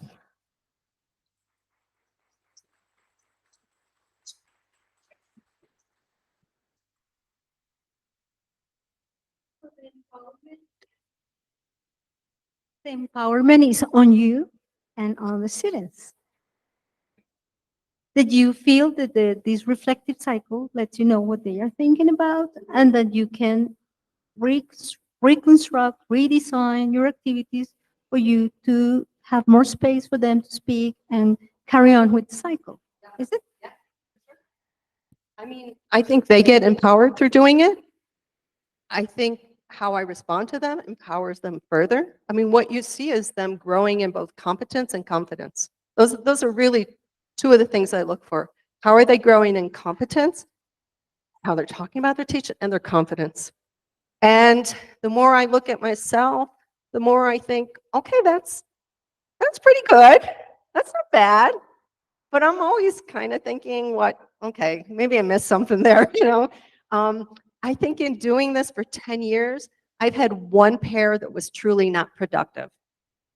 That's pretty good over 10 years. I don't know how many pairs that is. But each pair is different. And it's really about trying to figure out how to work with people as individuals and as partners. And I find that endlessly interesting and engaging and challenging. And again, this idea of being a listener, I think it all comes to that. I think there's a life lesson there. And it's not just teacher educators. I think we all need to be susceptible listeners in our life to really, hear what people are saying and not say what we think they're saying or what they should be doing, but really listening. So, yeah, I've being able to listen and not have to responsibly mediate in real time is really helpful. Yeah. Yeah, thank you for sharing with us your experience. And something that I want to highlight is that this role of teacher educator is like being the metacognitive mediator. Yes, that's what you were demonstrating there. That not only, and that's what we, after working with our colleagues, should continue working with our students. Yeah, not to let them know that they're progressing or that they are doing something in the classroom as teachers and also as students, but to understand what have they achieved and how much have they gone beyond. Sometimes we just let them or give them a comment or give them a number, yes, but we have to understand that sometimes students feel a lot, so they feel great if they are provided with all those tools in order to understand what they are doing and why they were supposed to do it. Yeah, to do this metacognitive mediation, I think is an excellent tool and is an excellent way to interpret what you were doing in this experience. I agree with you, and I totally appreciate that comment, and I'm glad that that's what you see in that. Because yeah, I would agree. I would agree.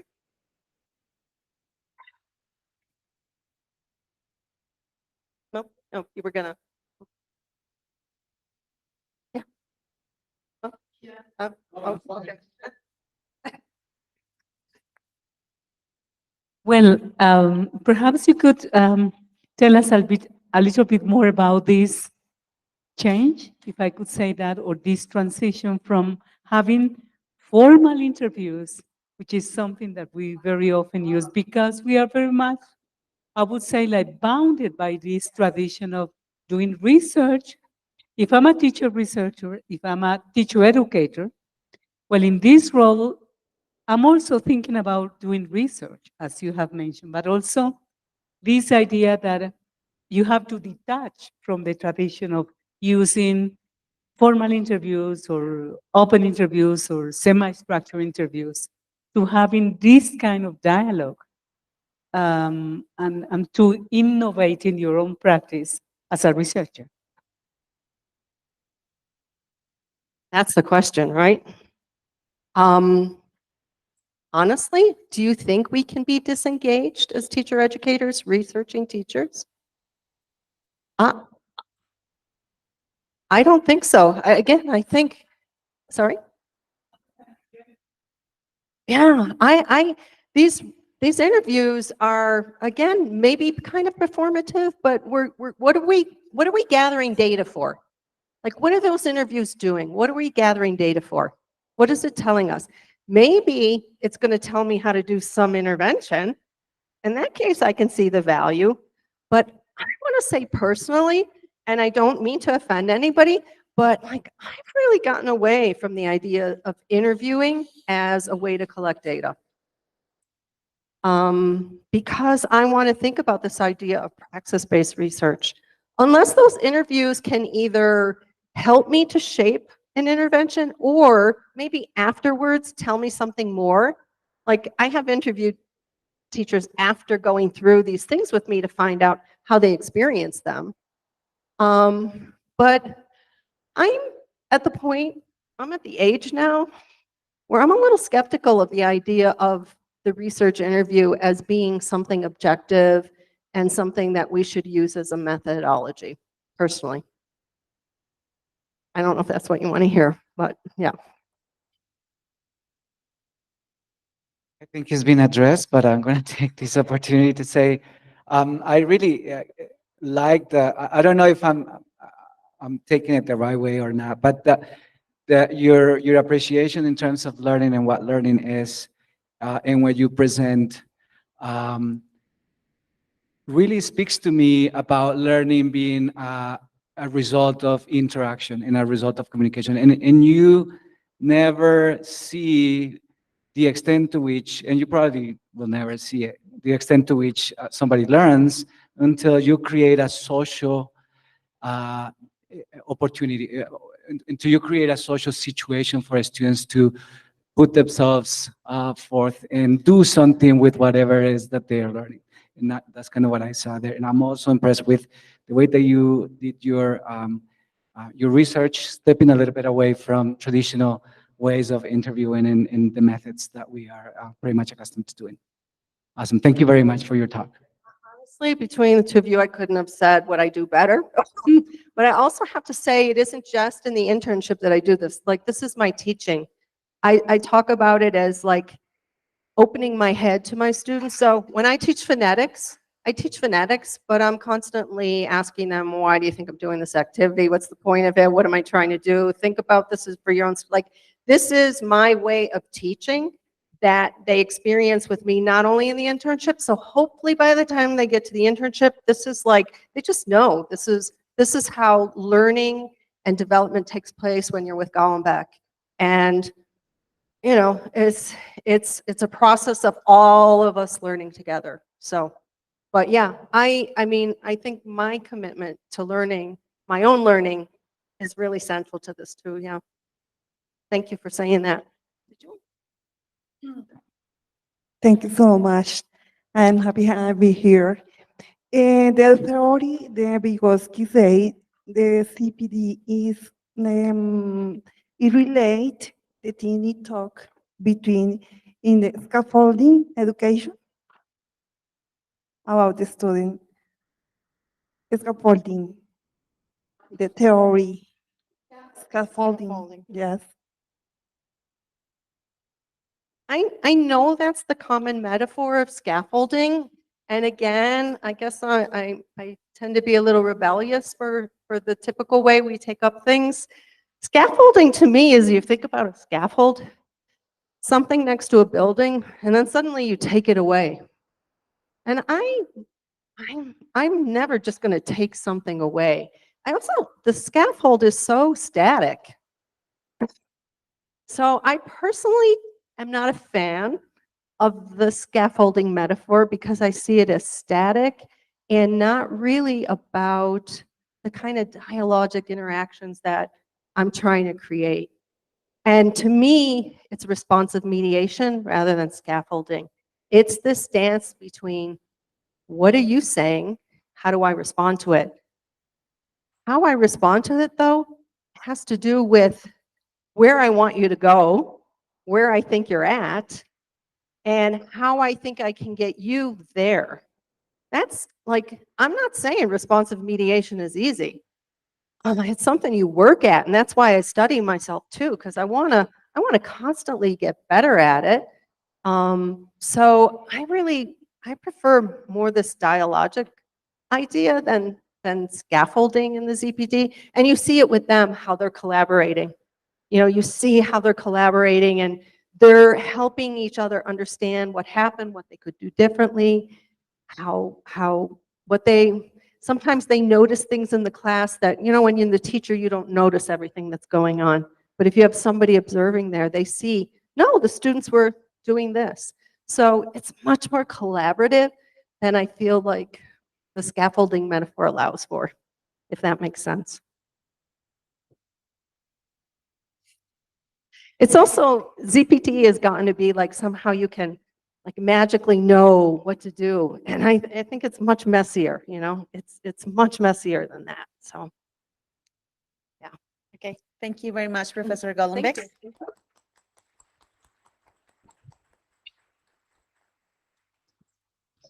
Our second panel for the day is called Opportunities for Teachers' Professional Development. And this panel is going to be moderated by Professor Marcela del Campo, who is our Director of the Foreign Languages Department. She holds an EDD in Didactics of Language and Literature, an MA in School Evaluation, and a specialization in Pedagogy. She is an Associate Professor at the Foreign Languages Department, Universidad Nacional de Colombia, Bogotá, with 22 years of teaching experience in Colombian schools and universities. The guests for this panel are José Vicente Abad, Wilder Escobar, and Álvaro Quintero. Well, so thank you for being here today. I want to welcome you. And we have this panel that is called Opportunities for Teachers' Professional Development. Before we start, I would like to remind you that each participant has 3 minutes to answer each question, okay? So that is, well, so I'm going to share with you that Professor Wilder Escobar serves as the program chair for Licenciatura in Bilingüismo at Universidad del Bosque. He earned a PhD in Foreign and Second Language Education from the State University of New York at Buffalo and holds a master's degree in Applied Linguistics from Universidad Distrital Francisco José de Caldas. And then we have Professor Álvaro Quintero, who holds a doctorate in education. He is a full professor at the District University Francisco José de Caldas. His research interests are language teacher education, language teacher identity, narrative studies, and political discourse analysis. And at last but not least, José Vicente Abad, who is a PhD candidate in education and an assistant professor at Universidad Católica Luis Amigó. His research focuses on teacher research training, academic literacies, and collaborative writing practices. Jose is a member of a LEX research group and a SCRI Lab writing center, and he coordinates formal research incubator. Okay, so let's welcome our panelists. Okay. Well, now we're going to start. I cannot see Jose Vicente. Is he there? Okay. Okay. Hello. Hello, can Sorry. you hear me? Okay. Thank you. Okay, so now we're going to start then with our questions. And the first one is, what opportunities for professional development are available to EFL teachers? So if we want to start here by Wilder Escobar. Okay, go ahead. 3 minutes, please. Okay, well, I want to start off by thanking Dr. Melba Livia and all the profile team for including me in this celebration. This is a very special celebration. I'm so happy to be here. I could use all 3 minutes to just thank them and say how happy I am to be here. But I'm not going to do that. I'm going to address one particular aspect, and I'm going to try to connect it to the previous talk, which was very meaningful, and I appreciate it very much. And I think that one of the aspects that has played a very central role in my own professional development and that I try to encourage my students is precisely research. And research in the way that was just previously explained, in the way that changes, makes me understand my own practice, makes me understand my own person and identity, the way that I can relate to the different contexts where I am working or teaching or doing whatever it is that I'm doing. That's one thing that research has done for me. You know, just the act of writing, writing articulates the way that I think and the way that I reflect about my own doing and how I can be transformed and maybe even have a small role in transforming others as I go. But there is also another aspect of research, and of course, Profile has played a huge role in what I've done in terms of research. They have been a school to me, and this should probably be the opportunity for me to mention that. But it also has opened up opportunities for me to have access to other ways of professional development, like the master's program and the PhD program, right? It also creates a pathway for you to continue. So I did have a whole bunch of other ideas in terms of professional development, but I know that it's only 3 minutes. So I just wanted to focus on that particular one.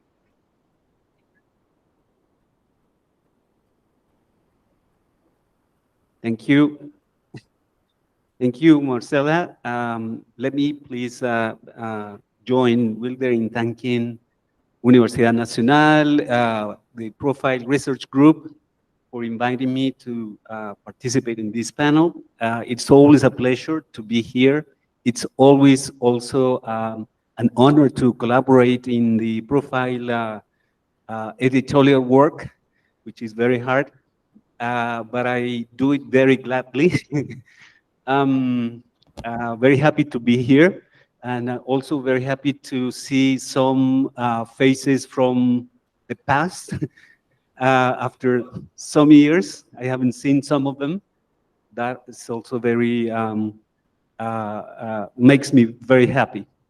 So coming back to the question, I think that there are opportunities for teachers' professional development of various kinds. Okay, but I was wondering, what is it that we mean by professional in the first place and development in the second place? There is a tendency to associate teachers' professional development with whatever that is certified by a formal education program, undergraduate, graduate program. But I think that, and that also led me to, you know, some dichotomies. So I was going back and forth between professional being associated to either something that is autonomous, independent, or collaborative, that is, you know, mediated always by whoever is considered an expert who teaches someone who is not an expert. Also, if we think of programs that certify someone as a professional, is that the result of the application of a short-term program or a long-term program?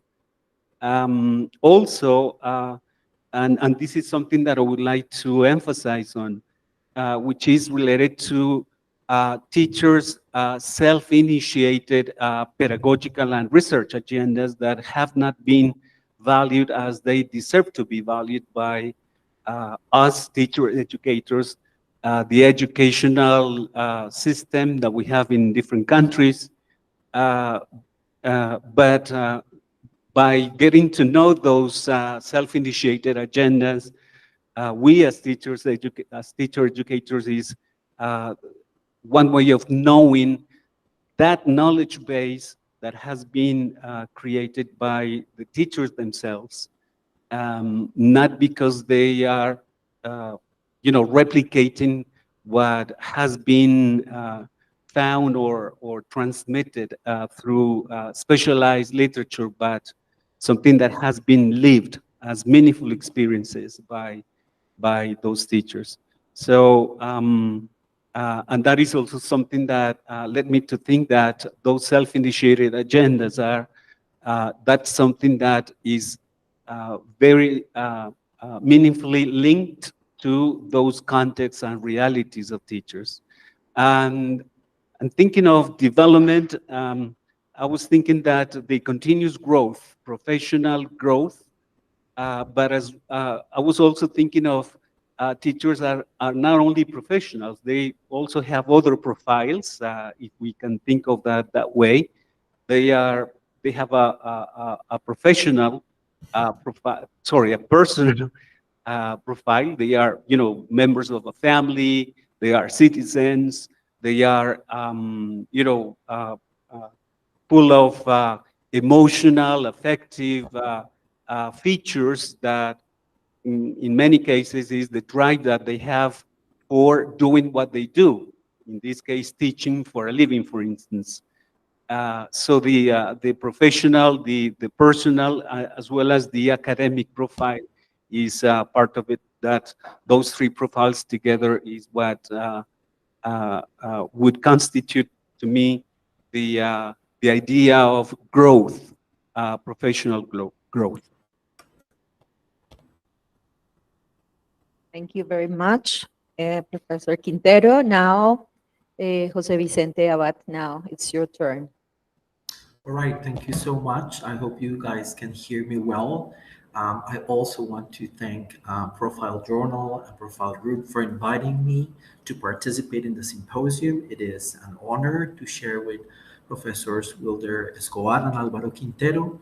I would say I will try to focus on some possible alternatives for professional development. Some of them, I think, for example, are academic, in the sense that teachers could, for example, join professional associations or networks, participate in scholarly journals like Profile, or in annual events.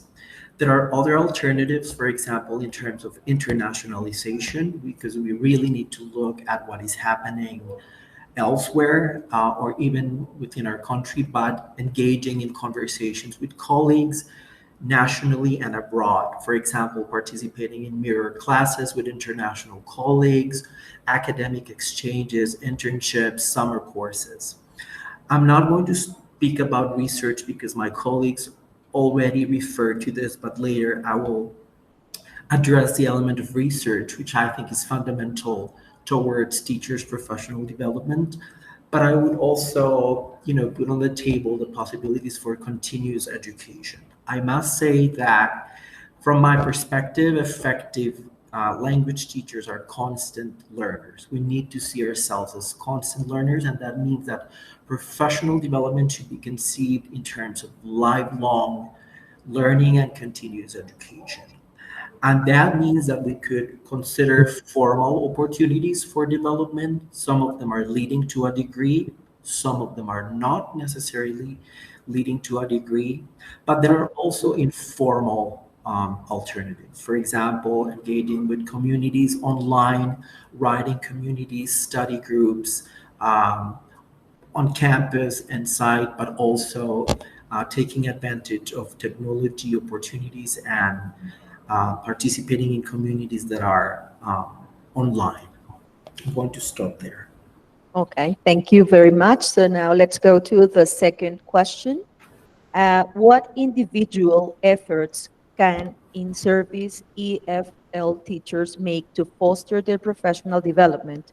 How can educational institutions support these efforts? So let's start with Professor Quintero now. Thank you, Marcela. I would like to insist on this idea that I mentioned earlier about teachers' self-initiated agendas, pedagogical and research agendas.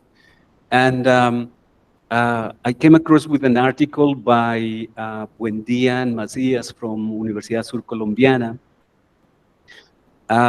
who shared a typology of some features of those issues that teachers are interested in when they have to deal with their own growth or their own professional development.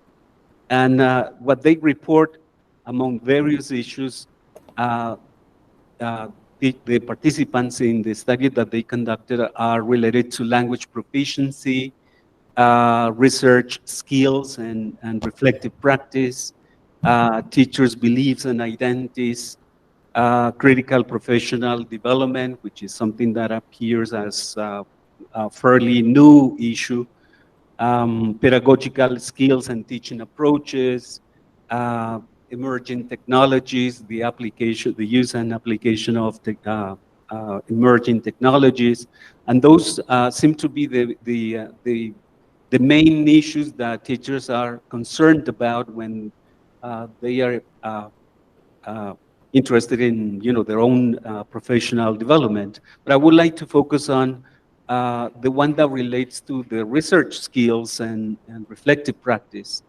And there are, Buendia and Macias mentioned that there are some, I wouldn't like to say requisites, but perhaps some features of the engagement that teachers are expected to have when they have when they are interested in growing themselves as professionals. And one of those features is the volunteer engagement, which means that if we want them to make sense of their own growth, it doesn't need to be something that is mandated, something that works, top down. It needs to be bottom up, self-initiated, as I said before, and it needs to be volunteer or something that engages them on the voluntary basis. But at the same time, they need some orientation. They need some kind of guidance. And this is something that probably has to do with the presence of academic formation, but it doesn't have to be the only way. So there's also a need for teachers to find ways of making sense of their own experiences, both pedagogical and research experiences, and from there, find ways of building up their own knowledge base in sometimes confrontation with the experts' knowledge base or the knowledge base that has been taught to them in academic programs. So they need, in other words, to be helped, but not necessarily to be told what to do or how to do things according to the uniform patterns that are usually found in specialized literature, which is something that usually comes from from abroad. So that is one of the things that I would like to share with you, but of course, there's more features that probably we find in different articles that have been published in Profile. Thank you very much. So now let's have Jose Vicente's reflection on this question, please. All right. Speaking to the idea of self-initiated agendas, I think one important point for professional development is engaging in research. First, I think we need to learn to love research because oftentimes it has been imposed. But I think the very powerful effect of research is the possibility of articulating theory and practice. Oftentimes, when we're novice teachers, we feel sort of lost in the possibility of, all of these elements that we learn, theoretical elements that we learn in college, how can we actually put them into practice when we are facing the reality of the classroom? And as Professor Golombek mentioned, are those realities of the classroom the ones that provide us with powerful questions to investigate? I think it is important to develop the mindset of the researcher and have questions, powerful questions that we feel the need to answer for ourselves and for our students. Another element that I think it's important is investing in developing our research and academic literacies. I also believe that theory is important, language is important. As language teachers, I think we need to consider the fact that our language shapes our reality. So when we become conversant in theories and academic language, we're better suited to define our pedagogical realities. How can we do that? Reading academic articles, systematizing, writing, and publishing our own work, and engaging in professionally relevant conversations with colleagues in our institutions, but also as part of associations. Something that I really want to highlight, and I think it's important, and I might stop for this last point, is I think teachers need to partner with their institutions. Our working contexts are so relevant. So sometimes I tell my students, when you are taking an interview to be hired at a school, you are also interviewing the school or the institution. So carefully consider your working environment, the institutions you work for. Make sure that you can partner with your institution. Find an institution that is first going to offer professional development opportunities. Second, is going to support you in your individual efforts to grow as a teacher, and an institution that is also going to allow you to identify your strengths and develop your strengths. I think our working context are super important in defining our identities, our development as teachers. So one huge recommendation is carefully selecting our working institutions and partnering with our institutions. Okay, thank you very much. Now, let's have Professor Escobar's point of view. Thank you very much. I think that these ideas that I'm going to share with you are very much aligned with Professor Abad. And in the sense that as language teachers, we are working with language, we're working with people, and we are working with communities. All of them are in constant change. So we need to keep up. So we need to be able to keep up with the change and the different, or the type of evolution that these three aspects, that these three components have in the rate. So that takes me to this first point of Professor Abad, that we are lifelong learners. We have to think ourselves as always learning and always being able to adapt our practices to whatever changes come our way. But some other things that we can do individually as teachers and professors is to be willing to devote the time, energy, and going back to this past talk, emotions, right? Because there's a lot of emotions involved in all what we do. to keep informed about the different opportunities that the institutions offer for professional development. I mean, what are institutions? Institutions are made out of people, agents, right? Human beings. And we are part of the institution. We conform that institution, and we need to understand that we are a part, we have agency in whatever happens. And so the next point is we need to knock on doors. We need to make inquiries to our institutions. And I think that's kind of what, and takes us back to the introduction to Profile and the different things that they've done to get resources, which is usually an issue, to get supported. But we have agency, and we need to make sure that we understand that there is an agency, and even when some doors get closed on our faces, some others might open up. So how can institutions support us? And I know that resources are difficult sometimes, and I think that that doesn't come as a surprise to anyone in this room. But there are other ways in which institutions can support us with conditions, with time, right, to do the work, with trust, right, and with respect and with encouragement. And I think that goes a long way. Of course, resources is always nice and it's always needed, but sometimes these other aspects are actually crucial for us to actually be able to carry out our work. Thank you very much, Professor Wilder.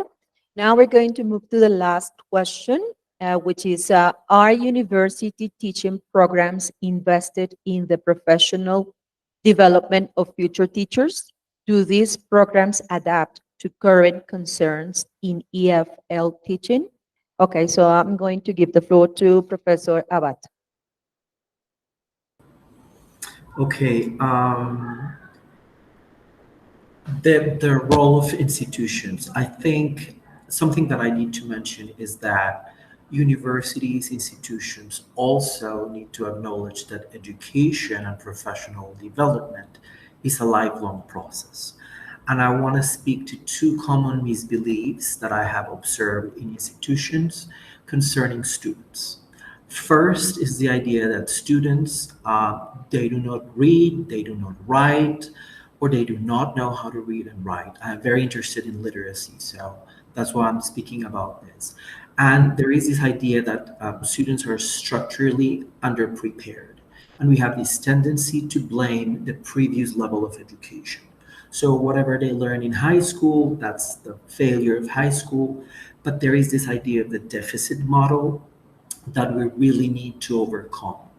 The other idea that I think it's a common misbelief that I think we need to challenge is the idea that university students are young learners fresh out of high school.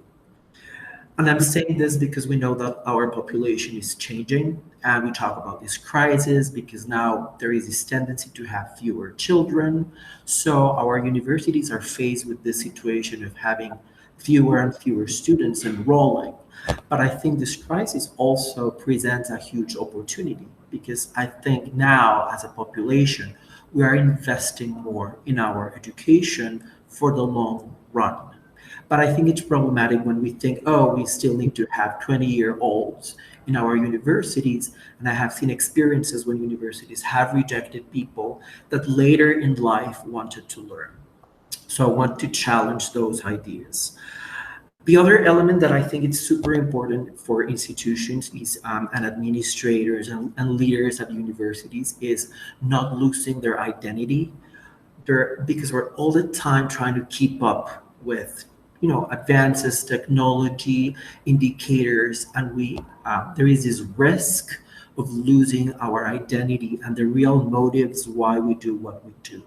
I think it's important to lead by example, and leaders invariably create a culture that is either going to favor or stifle individual and collective growth. So remember that as a leader or leaders or group of leaders, you are creating a culture that affects immense change in people. And engaging in strategic planning, I think we cannot do everything by ourselves. So I think it's important that we learn to work with other people, with other units and departments in our universities, so that we can better cater to the needs of our students. Oftentimes, I see people at universities and teacher education programs competing with each other. So it's like, I am organizing an event, my colleague is organizing an event. I am publishing, my colleague is publishing, but we're like working in isolation. And I think we really need to work on better communicating our ideas and working together in a more strategic way so we can better cater to the needs of our students. Okay, thank you very much. Now, Professor Wilder. Thank you very much. Well, I think that institutions and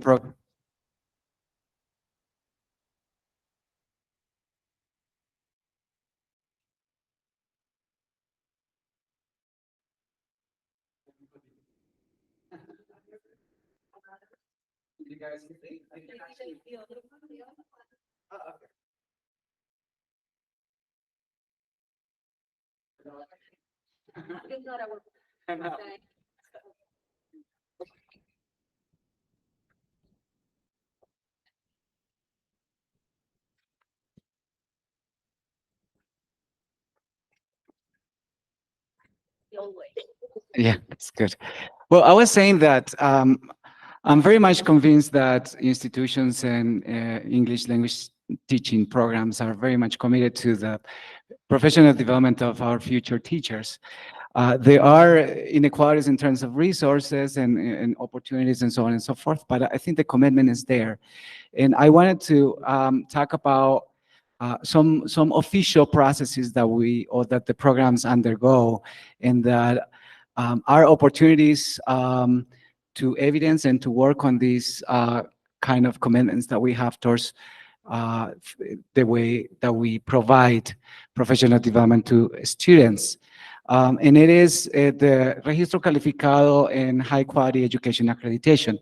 High quality accreditation processes are opportunities for us to get all the stakeholders involved in evaluation and assessment processes of the program, and what it is that we are doing that we can consolidate. What are some of the opportunities that we have to improve, and what are some other things that we need to do in the program to create better opportunities for our students.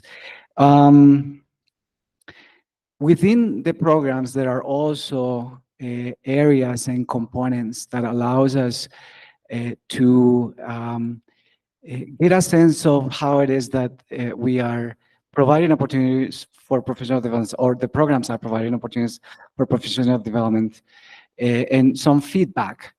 The practicum accredited hours is one where we have direct contact with the communities and where they can tell us a little bit about what it is that they need, what it is that their communities need, and how we can better serve and cater to these communities.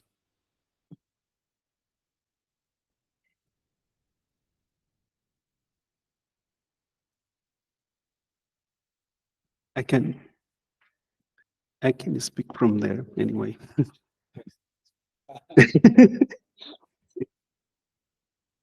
Thank you. Right, thank you. Okay, I think that I agree with institutions, Colombian institutions, particularly offering various types of opportunities for teachers' professional development. However, I think there is still some work to be done in terms of making a transition from those models of teacher professional development based on what Sean writes about, applied science, for instance, or those reflective, cooperative and reflective practice models that Wallace writes about, towards something that is more social and critical, I would say. Um, uh, and I think it is a fortunate fact that our teacher education programs in Colombia are, doing interesting work in considering teachers as knowers. There are no longer, empty receptacles as they used to be in the past. And if programs are considering teachers as knowers, um, programs and the academic spaces within those programs are relying on what teachers bring with them to the program, and from there also to epistemologically grow, right? Uh, Towards something that might be considered their own language teaching knowledge base. And as I say, it is a fortunate fact because, well, this is not, a rule of general massive application. However, there are, institutions, especially public institutions, that are doing an interesting work there. One way of, or one of the shapes that this takes is encouraging teachers to become both actors and authors of their own pedagogical and research experiences. When they become authors, right, their experiences take the shape of articles or take the shape of academic talks in academic events. And that's, another way of considering our colleagues also knowers, right? Not only replicators of whatever that has been transmitted to them, okay? So our university programs doing something in order to, foster this type of professional development? I would say yes, but there is still some work to be done in that sense. Thank you very much, Professor Quintero. I would like to thank you, all the three of you, for your reflections and your insights on these topics that we have discussed today. I don't know if the public has some questions or if you would like to say something to, I don't know, or if we can close here. Okay, Professor. I really like this idea of self-initiated research agendas, and I'm wondering what our role as teacher educators are in creating spaces to provoke that to emerge. So do we have a role? How do we do that? Thanks. Yeah, we do have a role to play in this type of situation.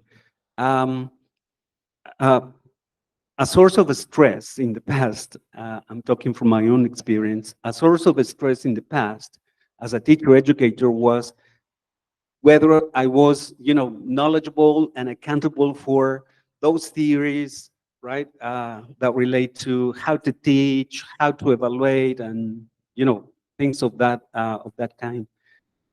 And the stress also was related to whenever I was not able to answer, tough questions related to those theoretical models.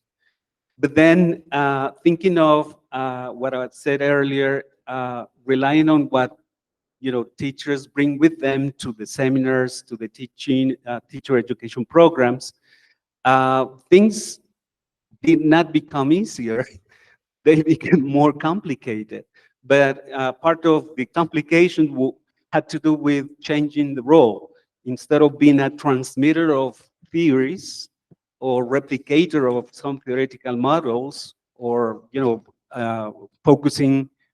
stop focusing on how to do things, I saw myself becoming a mediator, a listener, and a person who wanted to engage more in those dialogical agendas, which uh, uh, uh, included considering the future teachers in undergraduate programs or in-service teachers in graduate programs as valid interlocutors about, pedagogical stuff and research stuff.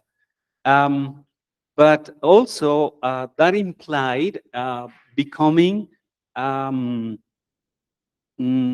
also a learner, right? Learning from those experiences that my student teachers, used to share with me as,